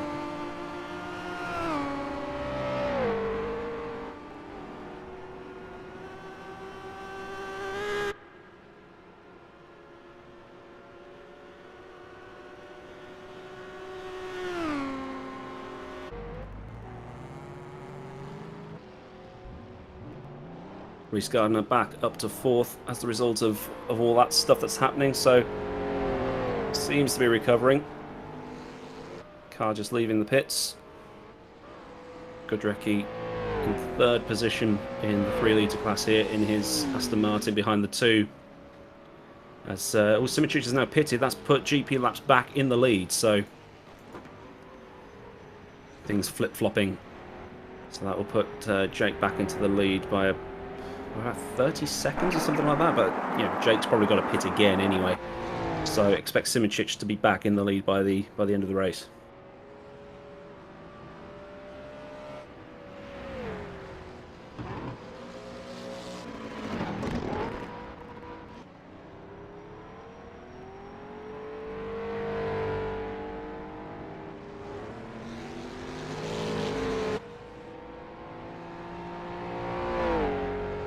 Jake, Rajasu and Britain, your 3 class leaders. Britain with a 1 minute lead over Cookie in 2nd place.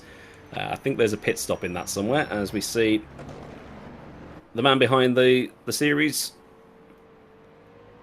He's on in the lead. He's got about 40 minutes remaining to try and win this race. And I've just been informed through the Simply Race chat that that Hyler is doing this, and then he's off to do the 24 hours of Spa on iRacing. What a nutcase is the actual term that was used by Chris in the Simply Race YouTube stream chat. I don't know how he can go from 2 totally different, like going from R Factor 2 GT3s to iRacing GT3s is one thing. Going from a 1954 Le Mans car to a GT3 in another sim is even madder. Best of luck to you. That's fantastic. It's a bit like when Jan van der Heide started the 24 Hours of Le Mans in the Virtual Endurance Championship in R Factor 2, then went and did the race All-Star Battle at Azure, which is a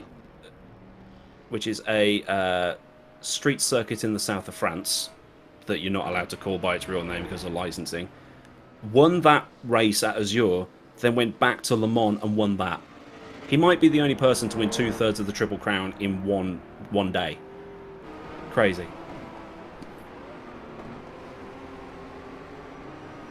So Ryan Kane from the Isle of Man. Fantastic stuff. He's going to have a home race soon.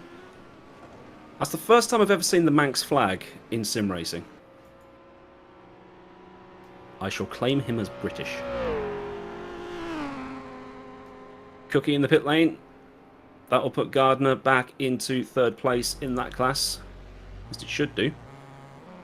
Pit stops are long enough.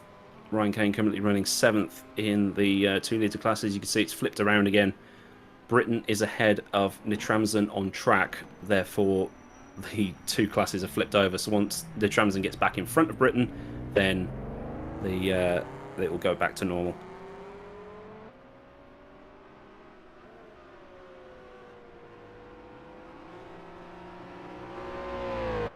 So Jake's got nearly a minute on Simonchich.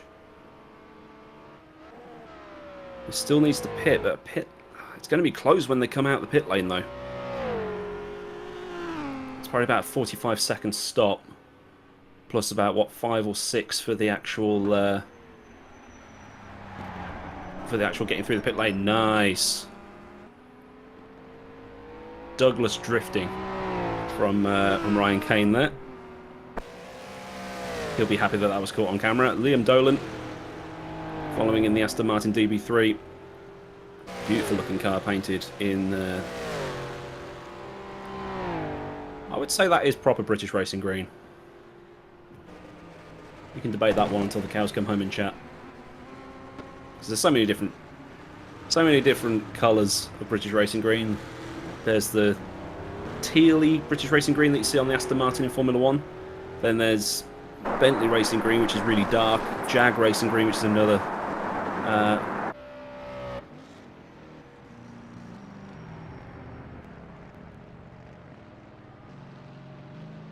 As GP Laps Drake really getting a stomp on now. 2:33.5, fastest lap of the race. He's trying to make sure that that gap is big enough for his next stop. This is going to be great to watch.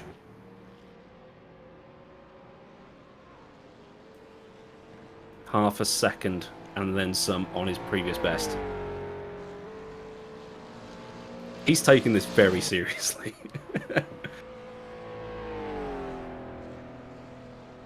Nathan Leonard asked, if I manage to place, would I be able to talk to the Simply Race crew on how to pronounce my name? Doesn't need to be answered, but my screen name is hard to pronounce at first. Depends on what it is, Nathan.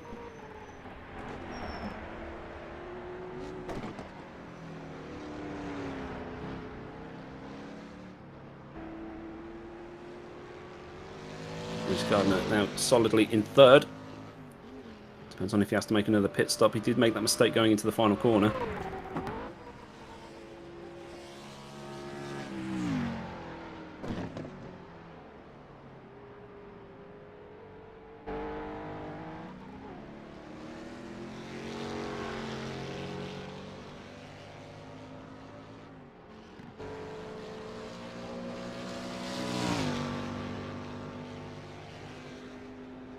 This is a question for the stream chat as well. How does this look in terms of immersion? You almost think you're watching the actual cars sometimes. It's great to see.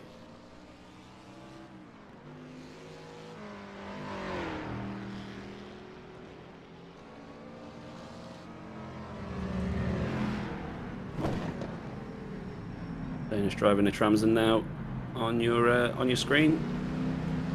Great split screen graphics put together by Simply Race for this.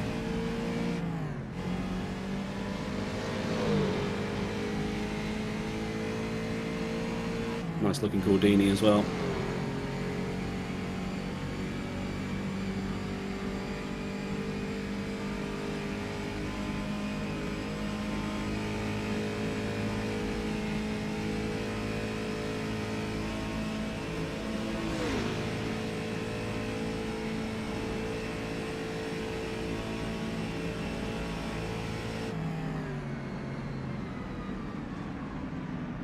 Just bouncing off the limiter. It's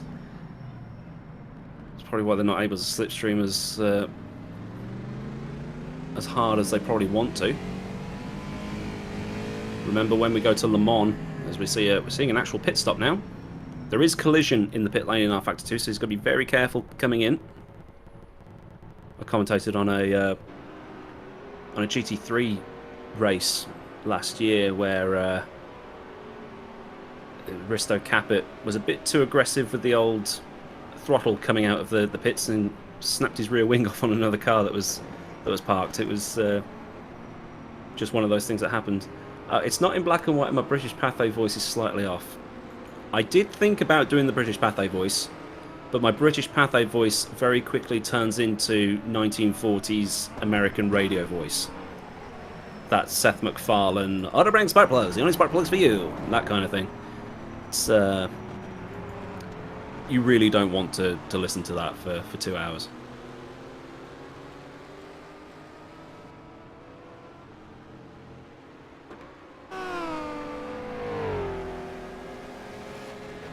Alessandro Pava on your screen. It's only a second behind Robillard in front, just navigating the lap traffic. There goes Robillard in front. Just 1 second behind the Frenchman. An Italian in a Ferrari. Just like the old days. Just like Ascari. And Farina and Nuvolari and those guys. Harbour chasing down the podium positions in front.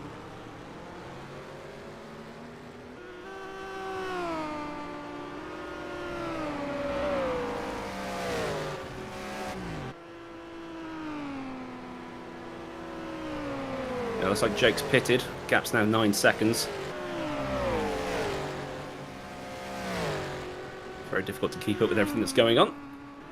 Such is life when you're soloing an event. So it's now down for the last half hour between Jake and Simoncic.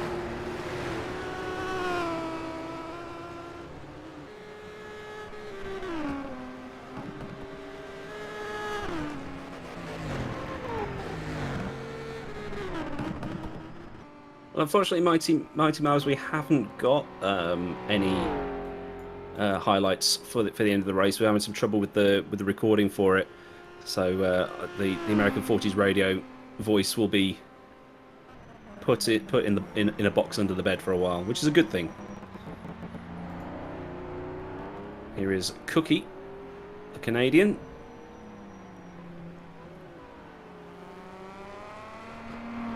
Currently in 4th position, 10 seconds off Gardner.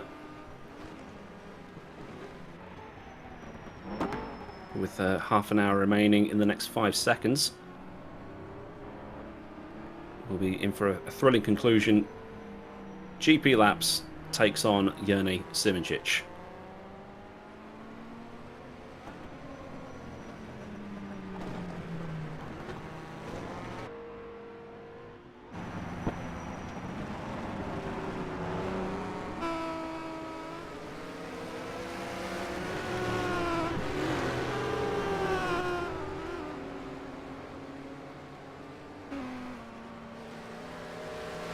Yeah. So sorry, I've got my broadcast director in my ear telling me little bits of information that I can't see. So I was saying yeah to him for some reason, but as he just informed me, it's that both drivers have pitted. So Simoncic probably may have saved a little bit of fuel to try and push towards the end. Jake should be fine, but still, you're about to watch a battle to the end between GP Laps and one of the best drivers in R-Factor 2.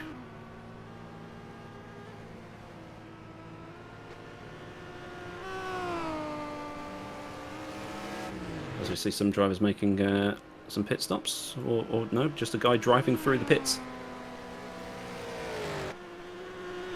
It's not much of a drive-through when there's no pit lane speed limit.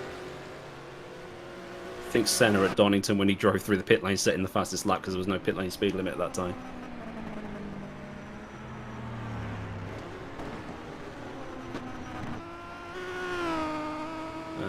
Shoe Moccasin saying a bit of bees buzz on the engine sounds. 2-litre engines. It's almost like the BTCC engines. These revved a little bit higher.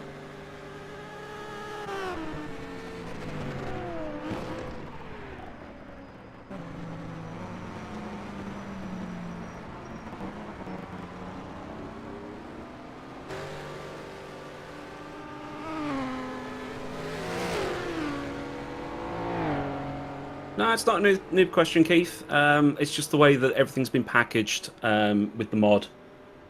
So the only bits you need to take away from the 3 blocks is just S5, S3, and S2. 5 litre class, 3 litre class, 2 litre class. It's because the mod's based on the AC Cobra in R Factor 2, and the way it's all been packaged, it just means that the 3 classes are as they are. So we're going to try and get that fixed for the next round. Everything's new to everybody, so we'll work on it. So don't worry, it's not a new question at all.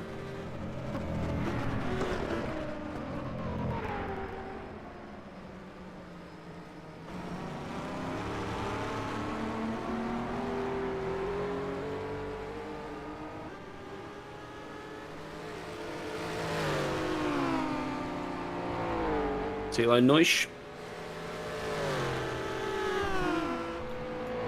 Locked in a battle here. So he's just out-dragged his opponent down the long straight.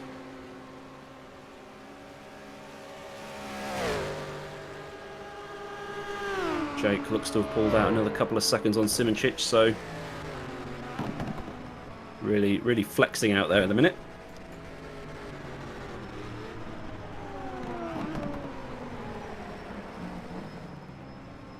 Bit of a lock-up from Neusch into the final corner. Corner that's been catching a lot of people out today. Now we're back on board with the German. Easily identified in his silver Arrow, his silver Maserati. Try not to hit those white tyres on the inside, otherwise you get sent into orbit. Whoa, that was a peak of revs. He wanted that thing to stop. Parva and Robillard making their final pit stops in the 5 litre category. That should be them sorted towards the end.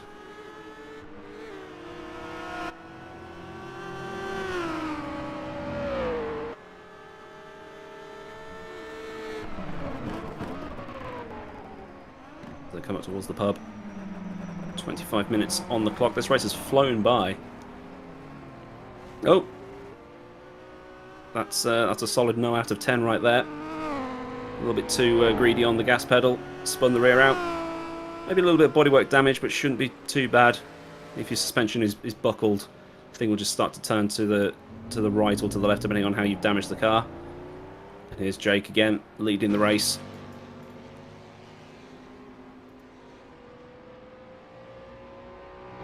The Jag's been pretty good over the course of the event.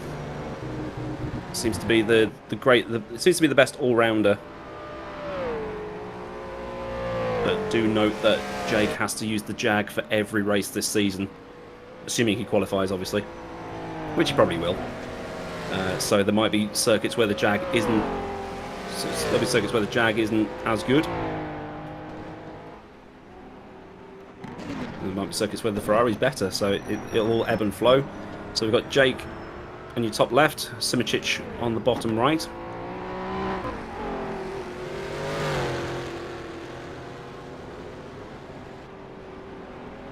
Nice little slide from Jake on the exit there. That'll be good for a Ruben Correa Alves super slow-mo. If you've been watching some of the R Factor 2 official races.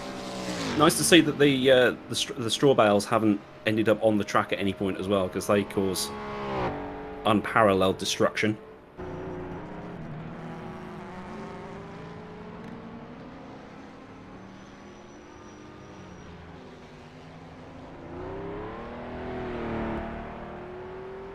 Rally Roy Madness asks, where are the class leaders in the overall classification at this point in the race? Well, Jake's in first.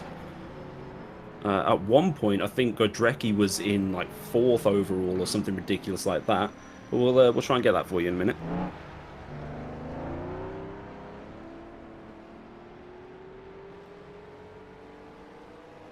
The top 5 are as they are. Godrecki overall, I actually don't know, and Britain overall, I don't actually know. So Godrecki is in P6. and Britain is in P7. So it's so 1, 5, 1, 6, and 7. There we go. We got there eventually. We probably could have like a proper ticker across the top, but that would it's just too much information on screen, to be honest. That's just my opinion anyway. We tried to make it look as 50s as possible, as period as possible, while still giving you the right amount of information.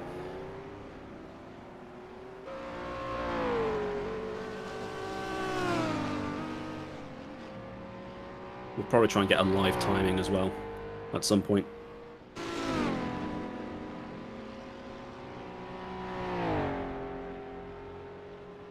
"22 minutes now on the clock. So expect for about another 10 laps, maybe. As Jake gets it completely hooked up through the viaduct section, as we'll cut away to avoid the noise of the river. Franek Godrecki leading the 3-litre class. Rajasu just 2.5 seconds in behind. Silverwolf 07 in the pit lane. And yes, Roman, Jake is leading his own race, which, yeah, he's using a tricked up motor, I think. He's definitely cheating. But it's okay because he's got a jag. I set myself up for that one.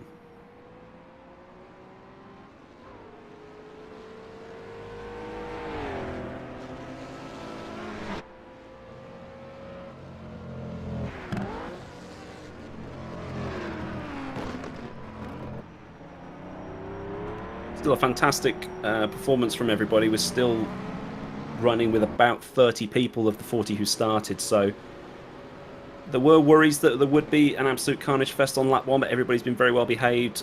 Any crashes have been because of driver error on their own, or things like that, or something going wrong with the car, with the brakes.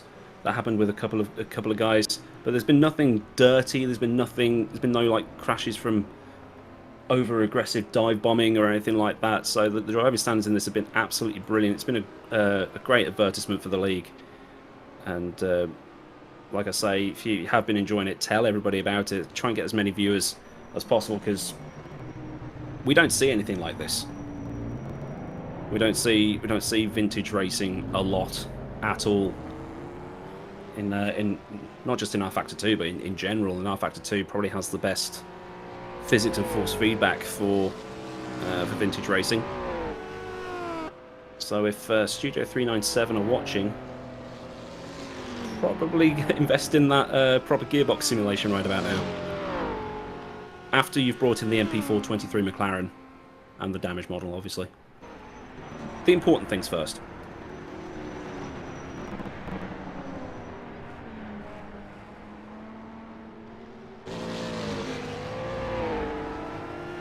Humperdinck Fangboner saying that it's a Smoky Unique prepared Jag. Probably is. He's got about another 30 feet of fuel line underneath the car. Someone's engine revs peaking. Going over a crest as we look at Cookie in the Maserati. It's actually showing the proper names of the cars now, which is nice.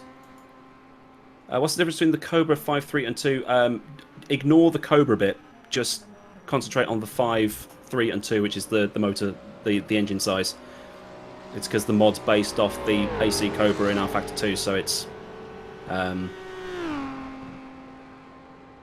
yeah. So it's just a glitch in the mod rather than the AC Cobras, because that's a Gordini followed by a Jag.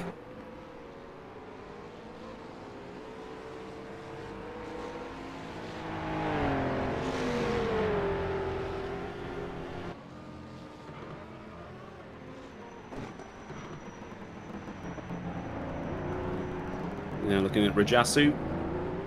That J's probably silent because it's a Finnish name. GP Laps in behind him in the Jag. Probably going to try and make his way through in a minute. He's not actually required to slow down and move over like he would be in Formula 1, because it's a multi-class race. The responsibility is on the faster class car to safely navigate the slower class car. Slower class car can help a little bit, but it's not. BOP of the Jag is way off. I mean, the two Jags were first and second in pre-qualifying, but the Jag's got disc brakes, so it can stop. The Jag might be awful at Spa. You never know, because there's only one heavy braking zone, really.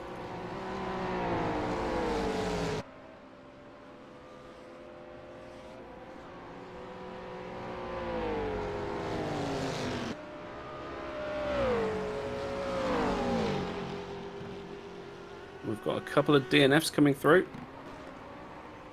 from lower down the order. Reece Gardner 72 seconds behind Britain in first.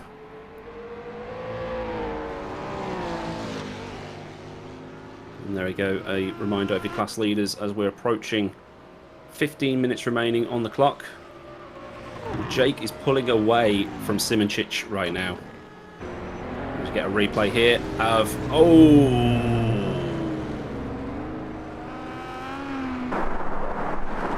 I mean, in real life, no seatbelts. That would have been head first into the brickwork, and quite rightly pulls over and hits escape. So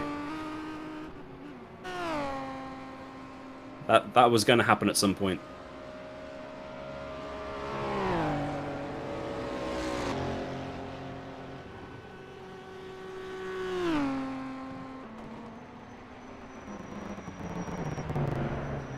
Back with Hrrc and Godrecki. This is the fight for the lead of the 3-litre class.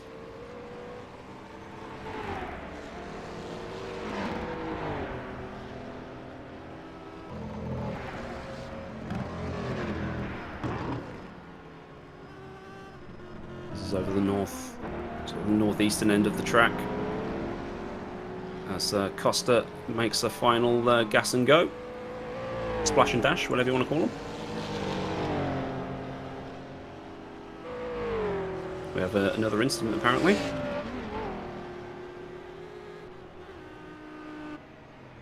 Get a quick replay.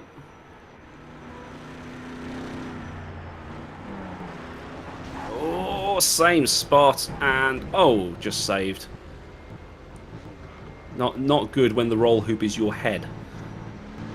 Just escape, dude. Your suspension's gone, just hit escape.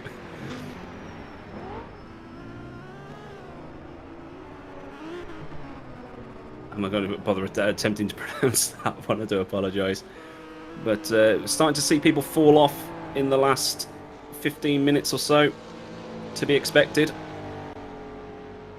As Hrrc sets the fastest lap of the 3-litre class. Starting to pull out that lead to about a second now. And then probably try and hold it there as we watch Frank Godrecki chase down the Finn in front. Like I've said a few times, it's great to see the national colours being rocked by each individual driver as opposed to fancy liveries. It's all proper.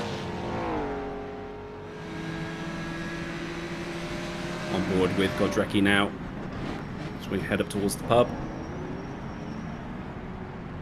Hits the apex nicely. A couple of drivers have come a cropper there. Dust being kicked up in front.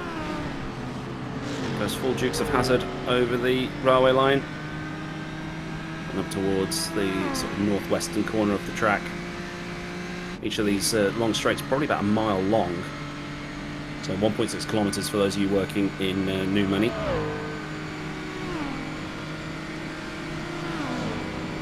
He's got to spot his braking point, braking about 300, 400 metres.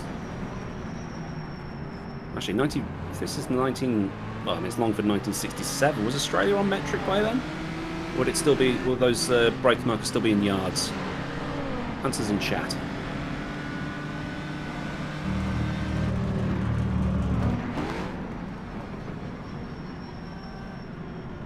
aggressive throttle blipping for the tight corner. And this is where he'll have the legs to maybe overtake. That's lap traffic in front of him, so we'll ignore that. Overtaking one of the 2-litre cars. Chasing down Hrrc in front, who seems to have pulled that gap up to 1.5 now, so he's getting the stomp on. But, you know, traffic giveth, traffic taketh away. So it could all go wrong for Hrrc in the next couple of laps, you never know. But it looks like the 2-litre class has been sewn up by Britain. That is a mega lead he's got over Rhys Gardner, who is still running. Fantastic stuff. If we can get Rhys in after the race, that'd be great.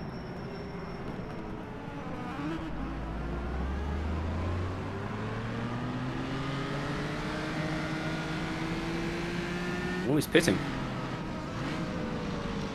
So Hrrc is probably going to lose second place to Nitramsen in third.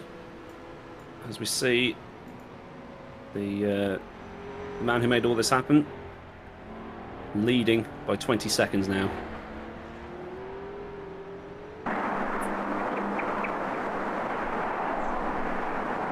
I bet he is sweating on his stream.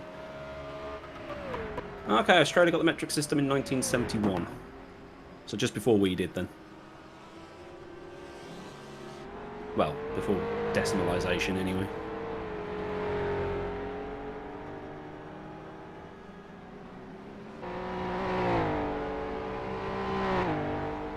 What overall position is the 2-litre class leader? He was about 7th last time we checked, so probably still around that area.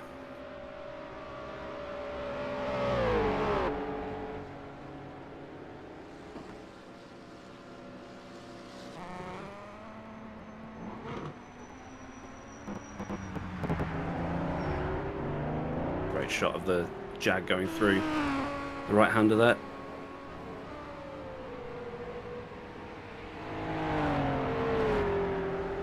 We're approaching the final 10 minutes, so about 4 or 5 laps still.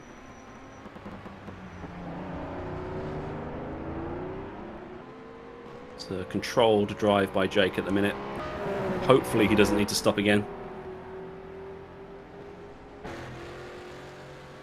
And there's Jene Simoncic, 20 seconds behind. He's not going to try and push to catch up. He knows where he is. He knows he's in a solid second. He'll stay there, bag the points.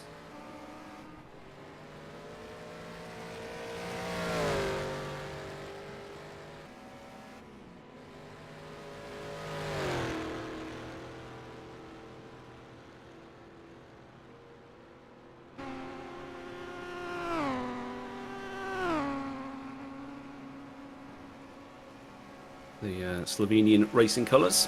For those of you that have never seen them before, white and gold.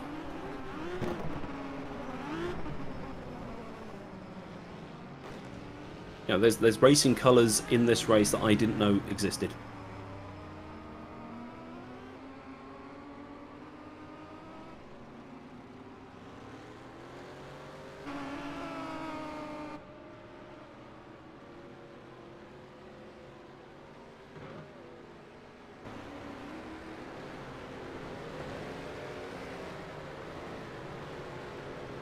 Knowing me, if I was driving around this race in real life, I'd get distracted by any trains that were going over that viaduct. And it would have been funny though if they were racing and a train came along and they had to stop at the level crossing midway around the lap and wait for it. It's the 1950s, I wouldn't put it past them because safety was an afterthought.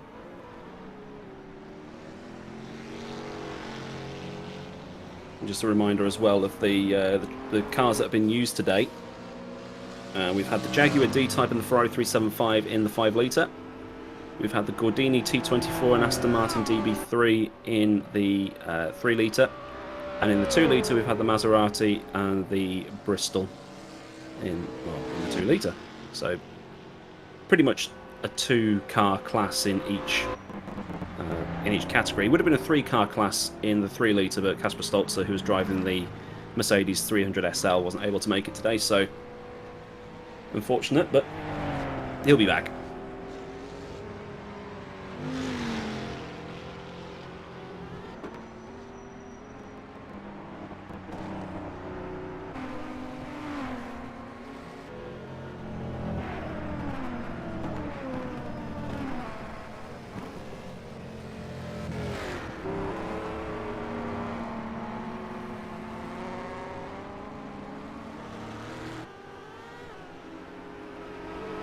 Absolutely insane lead being pulled out by Jake Britton, the class leader in the 2 litre class. You see on board with him in the bottom right, sort of nursing the steering over the bumps, being as smooth as possible because you can't really wrestle these cars.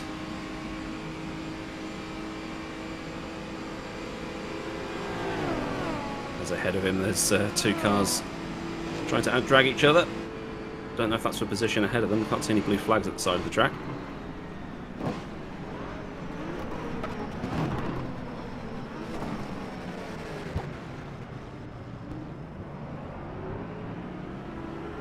But bearing in mind as well that Jake actually qualified for this race 0.6 of a second slower than the fastest guy in the class above him.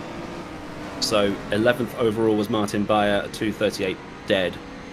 And then 12th was Jake Britton in the Maserati 2:38.6. So this guy fast. He's trying to avoid slapping into the back of these guys battling ahead of him. Doesn't want to get involved. But he's not going to lose that much time. I mean, he's 75 seconds clear of Southpaw racer Rhys Gardner in behind.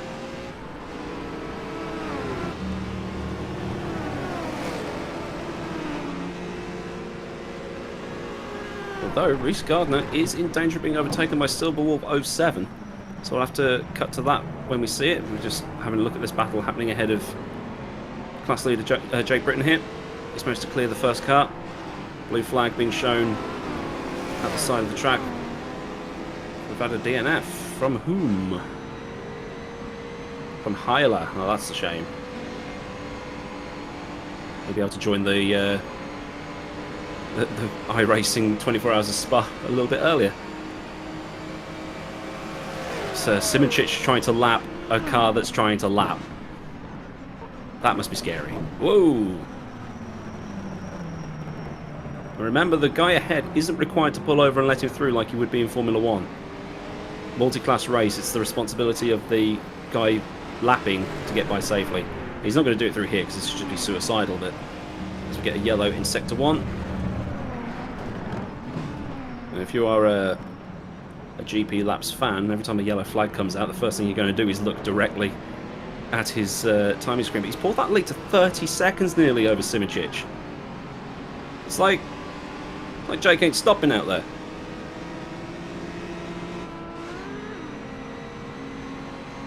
Or Simoncic isn't trying anymore. Simoncic very like Prost, he'll just do the... He's like, right, second, take it. This is quite interesting to watch. Got the onboard in the bottom right, helicopter shots above.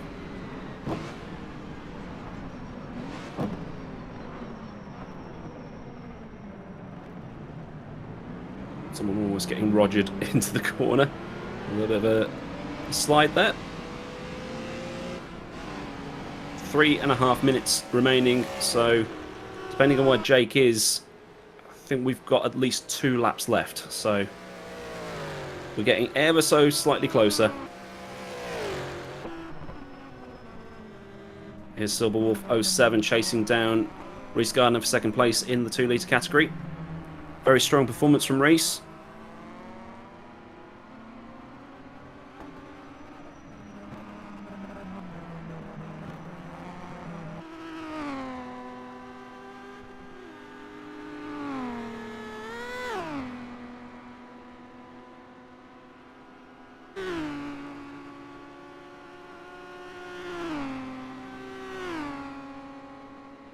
Two-litre class sounding like a swarm of angry bees.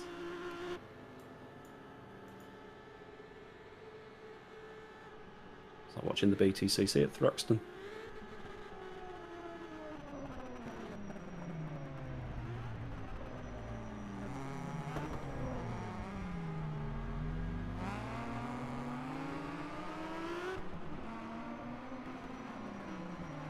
Is this a pit stop for Hrrc? I think it might be. He's not got enough fuel. That's going to dump him down to at least 4th and 5th. It's all gone horribly wrong for Hrrc Gardner.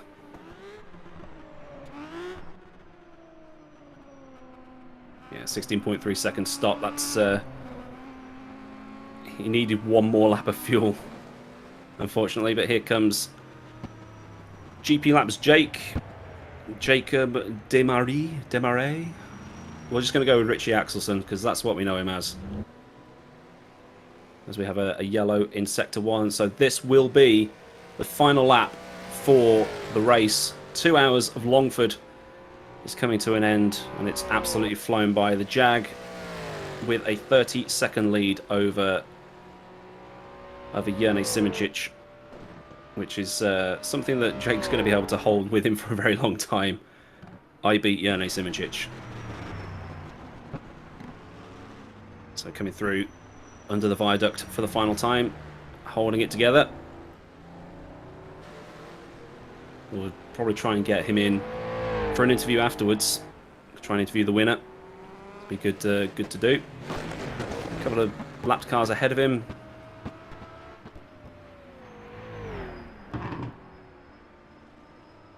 Past the pub. He's probably got time for a pint. He's that far ahead.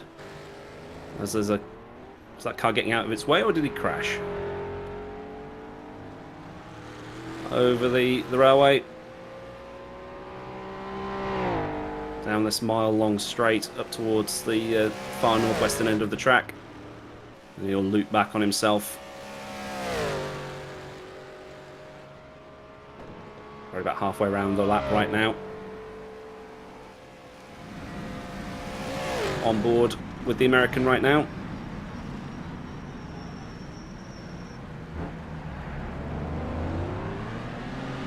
It's quite a funny comparison to make. Jake and I both grew up near Boston.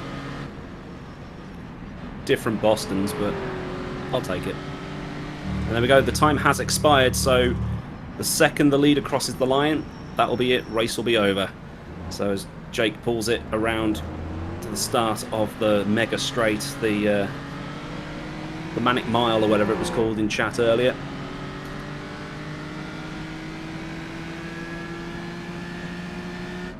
Up through the gears. Doesn't need to do anything too leery. And if I was Jake, I'd be braking earlier than normal for this final corner. He's probably got just under a mile to run.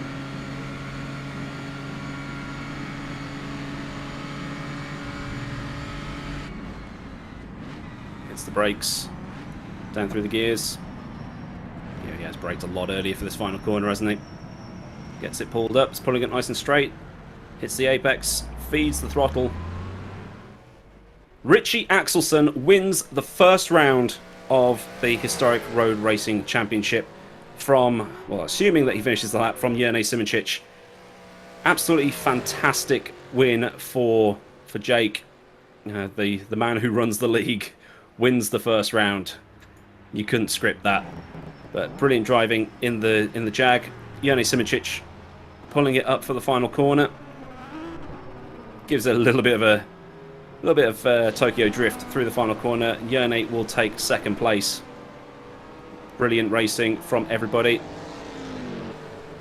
So he takes second place in that category, and then we have to wait a very long time for Costa to cross the line. 101 seconds behind Simincic. That's almost half a lap. But we'll need to see where everybody is in the other classes. We've got Jake Britton coming through. This is down. He's only just started the lap, so I think he's finished. This is the start of the lap. So yeah, he looks to have finished. So he'll take the win in that category, and then we can only assume that Rajasu has taken the class win in the 3-litre class as well. As Juanmi Costa takes the third place. in the Ferrari. Only had the one Jag finish with the retirement of Nico Hillebrand early on in the race. Jackson Robillard will be 4th in the 5 litre category.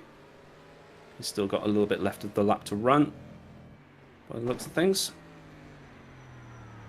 Or he's just doing a faster in-lap than normal. So, mega congratulations to Jake for winning that race. With the retirements of Nico Hillebrand and also Enzo Fazzi, he would have probably been good for a podium anyway if they had finished. But still, to beat Hrrc Simoncic isn't something a lot of people can say they've done. So, very well done to Jake. Try and get him some champagne on the podium for that. And we're going to try and do some interviews afterwards. So we'll probably get at least Jake in to do that. But first, I'm getting stuff in my ear. Was ad break? We're going for an ad break. Buy things.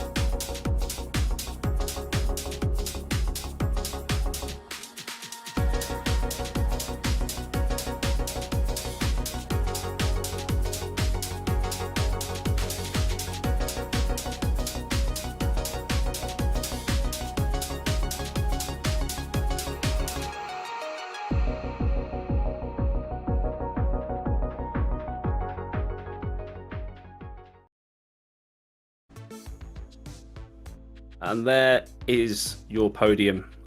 GP Laps wins the race.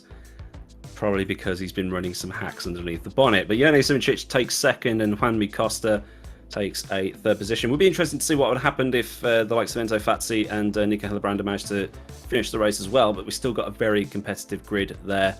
And also congratulations to the other 2 class winners as well. So we'll try and get Jake in a moment to see what happens. If we can drag him in and have a bit of a chat and all that good stuff. He is in the interview waiting channel, so we'll bring him in whenever and see what he has to say. If we can do that. This is all new for me.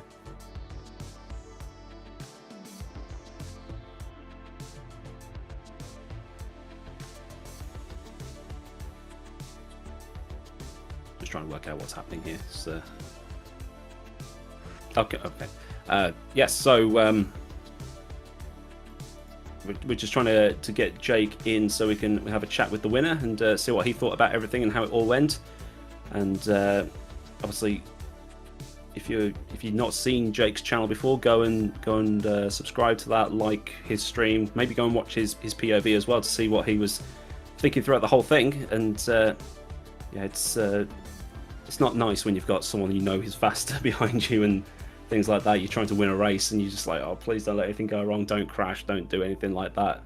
Been in that situation more than once. It's absolutely horrible, as we have. We've definitely got a few people in the interview waiting. Got Nico, got Hrrc, got Jake, got Hrrc as well. So, well, we've got time for a little bit of a chat with some people. And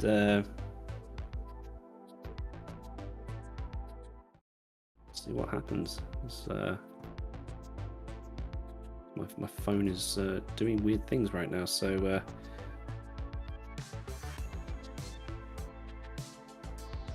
as we can just about to move Jake in, so we can have a bit of a chat with him. Hello there, Jake. Jake is not here. I'm here. Oh, he is here. How was that for you?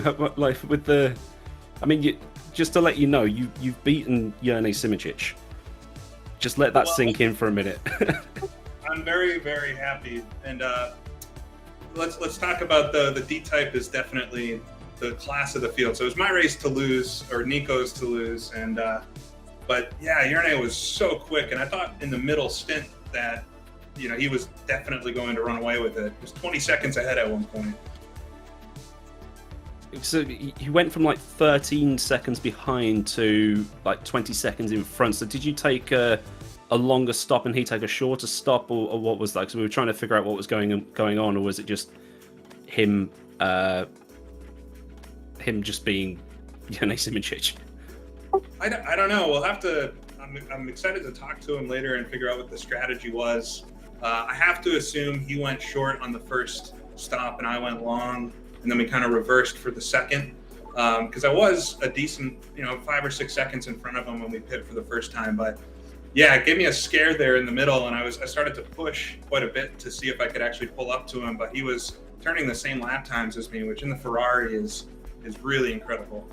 Well, you gave us a scare as well, because we saw on the broadcast that apparently didn't happen on your screen, is you went off at the pub corner and popped a huge wheelie, and we thought you'd actually stacked it, but it just turned out that it was a bit of a glitch in the broadcast. So it had us at one point as well, but you were able to hold on, and you seem to have got that Jag hooked up. But what will it be like at Spa? Do you know if the performance is going to be there or not?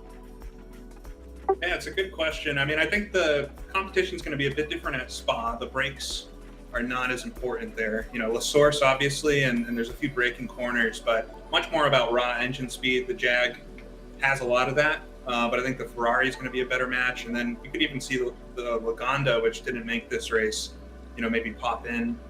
So different type of race, and certainly as we get deeper into the season, the Jag is not suited for the Targa Florio or Dundrad, and so this race today, I think, was definitely one I had to win, and I'm happy I was able to do that.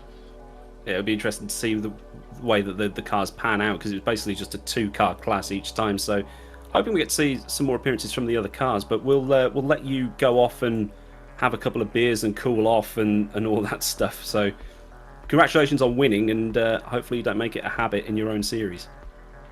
Yeah, it'll get suspicious then. Thank you. That was great. No worries.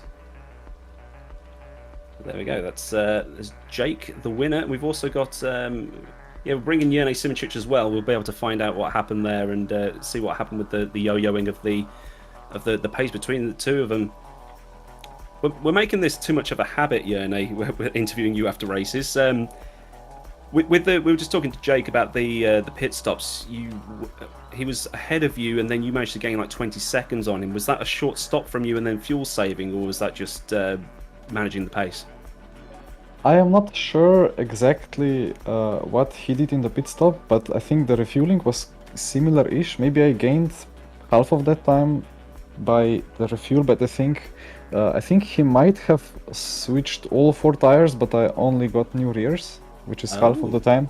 Okay. So I thought I needed to do something different, because those Jags were really quick today. I think the balance with Ferraris was amazing until last corner, and in the last corner they just gained over half a second. Yeah, we saw your car just like sort of wobbling going into that final corner, which looked a bit... I mean, when you went straight on at that final corner as well, was that just you missed your braking point by a few meters, or your brakes were hot, or was that just one of those things that happened? Enzo was braking much early behind me, and I saw him already brake, and then I thought, okay, maybe I should also lift for a couple of meters there, and just completely lost all my brake markers, and suddenly I realized that if I turn in, I'm gonna go into the hay bales, so I straightened the car, and yeah, that was probably my chance for the victory gone there, because I knew that I just needed to be P1 after the start and then try to somehow hold on the slipstreams of the Jaguars. So yeah. And how do you think the Ferrari is going to be at Spa? Because we know that the brakes aren't going to be as much of in the Jag's favour at Spa. Is it just going to be more engine power from the Ferrari, or do you know anything about that yet, or are you just going to see when you get there? That's a very good question. Actually, I thought about it in the last 20 minutes when I got the time, because nobody was around me on track. I believe it should be closer, because of the lack of the braking zones, as these drum brakes on the Ferrari are pretty sketchy. So I believe it will still be a bit of a struggle because of the high-speed corners, but I think it should be closer. So I'm really looking forward to that one. Yeah, it's going to be a good one. So we'll let you go and cool off and do what you need to do, whatever Jene Simičić does after a race, and we'll see you hopefully at Spa, and hopefully it'll be a good round for you. Thank you, and on behalf of myself and Bursty Sport and Next Week Consulting as a partner, really thank you so much for organizing this series. It's awesome fun. It's awesome contrast to all the normal, usual leagues and esports that are going on in RF2. It really needed something like this, some historic championship. So thank you. Yeah, no worries. It was great to watch and very, very clean racing from everybody. So thank you once again, Jene, and I'll probably see you in something else in the next few weeks with the amount of stuff you do. So thank you very much, and we'll see you soon. Coolio. Right, who have we got next? We've got a bit of a queue for me. Shall we bring in Hrrc? Okay, be our last one. So, okay, let's bring in. Should we bring in Nico? Or should we bring? Oh, okay. Franek, how you doing, man? Hello. Wow. Quite out of breath, to be honest. Was it a bit of a monster to drive that thing? Yeah, it was really tough. It was really tough because I've had some CPU issues before the race. So all my practice laps today were only the 3 qualifying laps I put in. Although the rest of the week was pretty busy for me. I think I put like 140 laps overall, so wow. But the opening laps were really a mess. I capitalized a bit on the mistakes of people around me, but then I think I lost like 5 positions in 2 laps just because the Gordinis had such a higher top speed. Yeah, we thought that the Gordinis and the Astons and things like that, they were going to start flip-flopping because of the way where they had their individual advantages, but to be able to get through some of the stuff that happened on that one, particularly around that viaduct section, it just looked like it was going to end in tears, but everybody got through. So how was the car over the course of the race? Did you start losing the rear? Did you start losing brakes or anything? Or did you start to wonder if your engine was going to hold up towards the end? Actually, I was slightly worrying about the engine damage, but fortunately nothing happened in the end. I even pushed the last 3 laps because I just stopped for a quick splash and dash for the last 10 minutes. But after the first few laps when I dropped behind, I think it was Martin Bayer, and he was running away with, I think it was, oh crap, I cannot remember right now. But the top 2 in my class were just running away from me, so I was lapping alone. And I started preserving fuel, planning to maybe try for a 1-stop. But in the end, I made 2 mistakes, which cost me like 30 seconds overall. I just dropped the gear to neutral in the braking zone for the last corner and locked my differential, trying to preserve fuel to the extreme, and I dropped behind Martin. In the end, it went pretty smoothly. I was just short 10 minutes on fuel, so really happy with the result. I think I'm top of the Astons in the results. How do you think the Aston's going to fare at Spa, or don't you know yet? At Spa, I think they're gonna struggle, although I'm not gonna participate in that race because I have a Miata challenge round in real life. And but the Aston surely shines in the twisties. It's not really the strongest car under acceleration, but it can really brake much later, even than the Gordinis, which have disc brakes. And I think this was the circuit with the hardest braking zones on the calendar. So I'm pretty confident after that. Awesome stuff. Right, I'll let you go off and do whatever you do after a race, and thanks for taking part, and hopefully see you at a future round. Thank you for organizing this. I can't wait to watch the broadcast afterwards as well, so see you next time probably. No worries. Have a nice day. All right, we've got one more to bring in, the famous Southpaw racer, who's always good for a bit of a laugh. If we can bring him in and have a final interview. And Reese, how you doing? Is Reese there, or is he dead? I'm here. All of that. Oh, he's here. How was that for you, Reese? At what would be your home race for the series? Yeah, it was definitely a learning experience, that's for sure. Thought that I had the strategy worked out, didn't quite. I didn't realize that the car was going to be that jumpy on low fuel, which is the main reason I spun coming down to the railway bridge. And I'm very sorry to anyone who came up on me at that point. Tried my best to stay out of the way.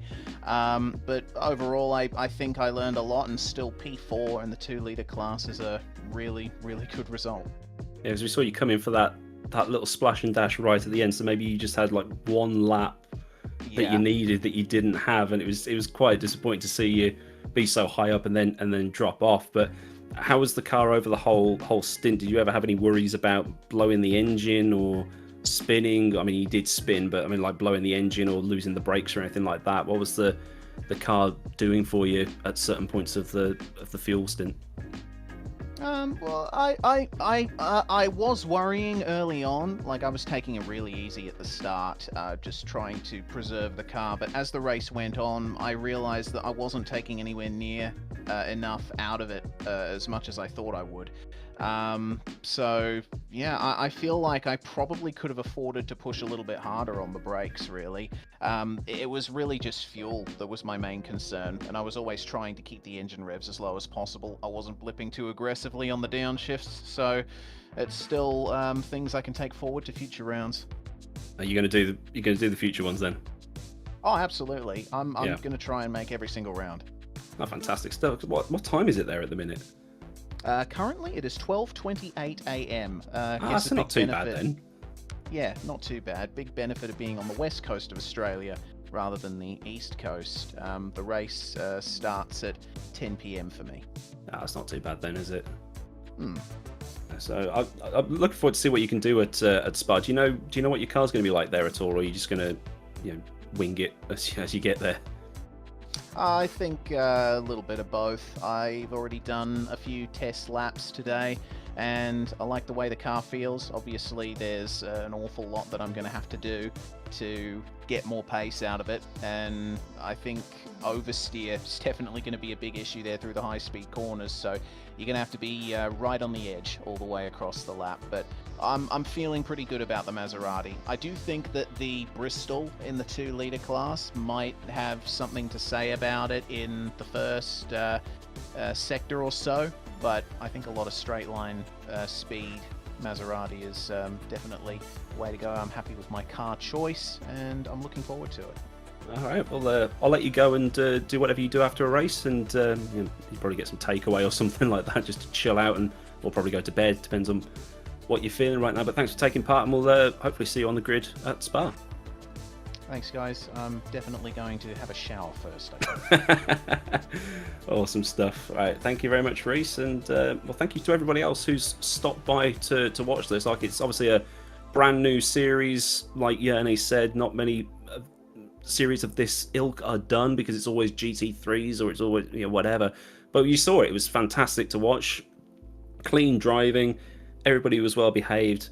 And we've still got several rounds of this to go. The next one is going to be at Spa. So if you want to know when all of that's happening, join the GP Labs Discord. You can also join probably my Discord as well, because I'll do announcements and all that stuff when it's going on. Hopefully I'll have another commentator with me next time, so we'll be able to fill the dry air, or the dry time, whatever you want to call it. And obviously thank you very much to Jake for putting this on and organising all of this. And thank you to Simply Race, a partner of my channel, and Sancho Sim Sport and all that stuff. That's how we managed to get all this together. We all worked together to put it all on for you. So, I mean, Jake did all the hard work putting it all on. Simply Race did the hard work of putting all of this beautiful graphics and stuff together. And you did the hard work by watching it as well. So, until next time, next time we'll be at Spa. I've been Aidan Millward. Thank you very much for watching. Like and subscribe to Simply Race, to Jake, and do all of that stuff that you YouTube kids do. And we'll see you for Spa for the next round. So until then, bye.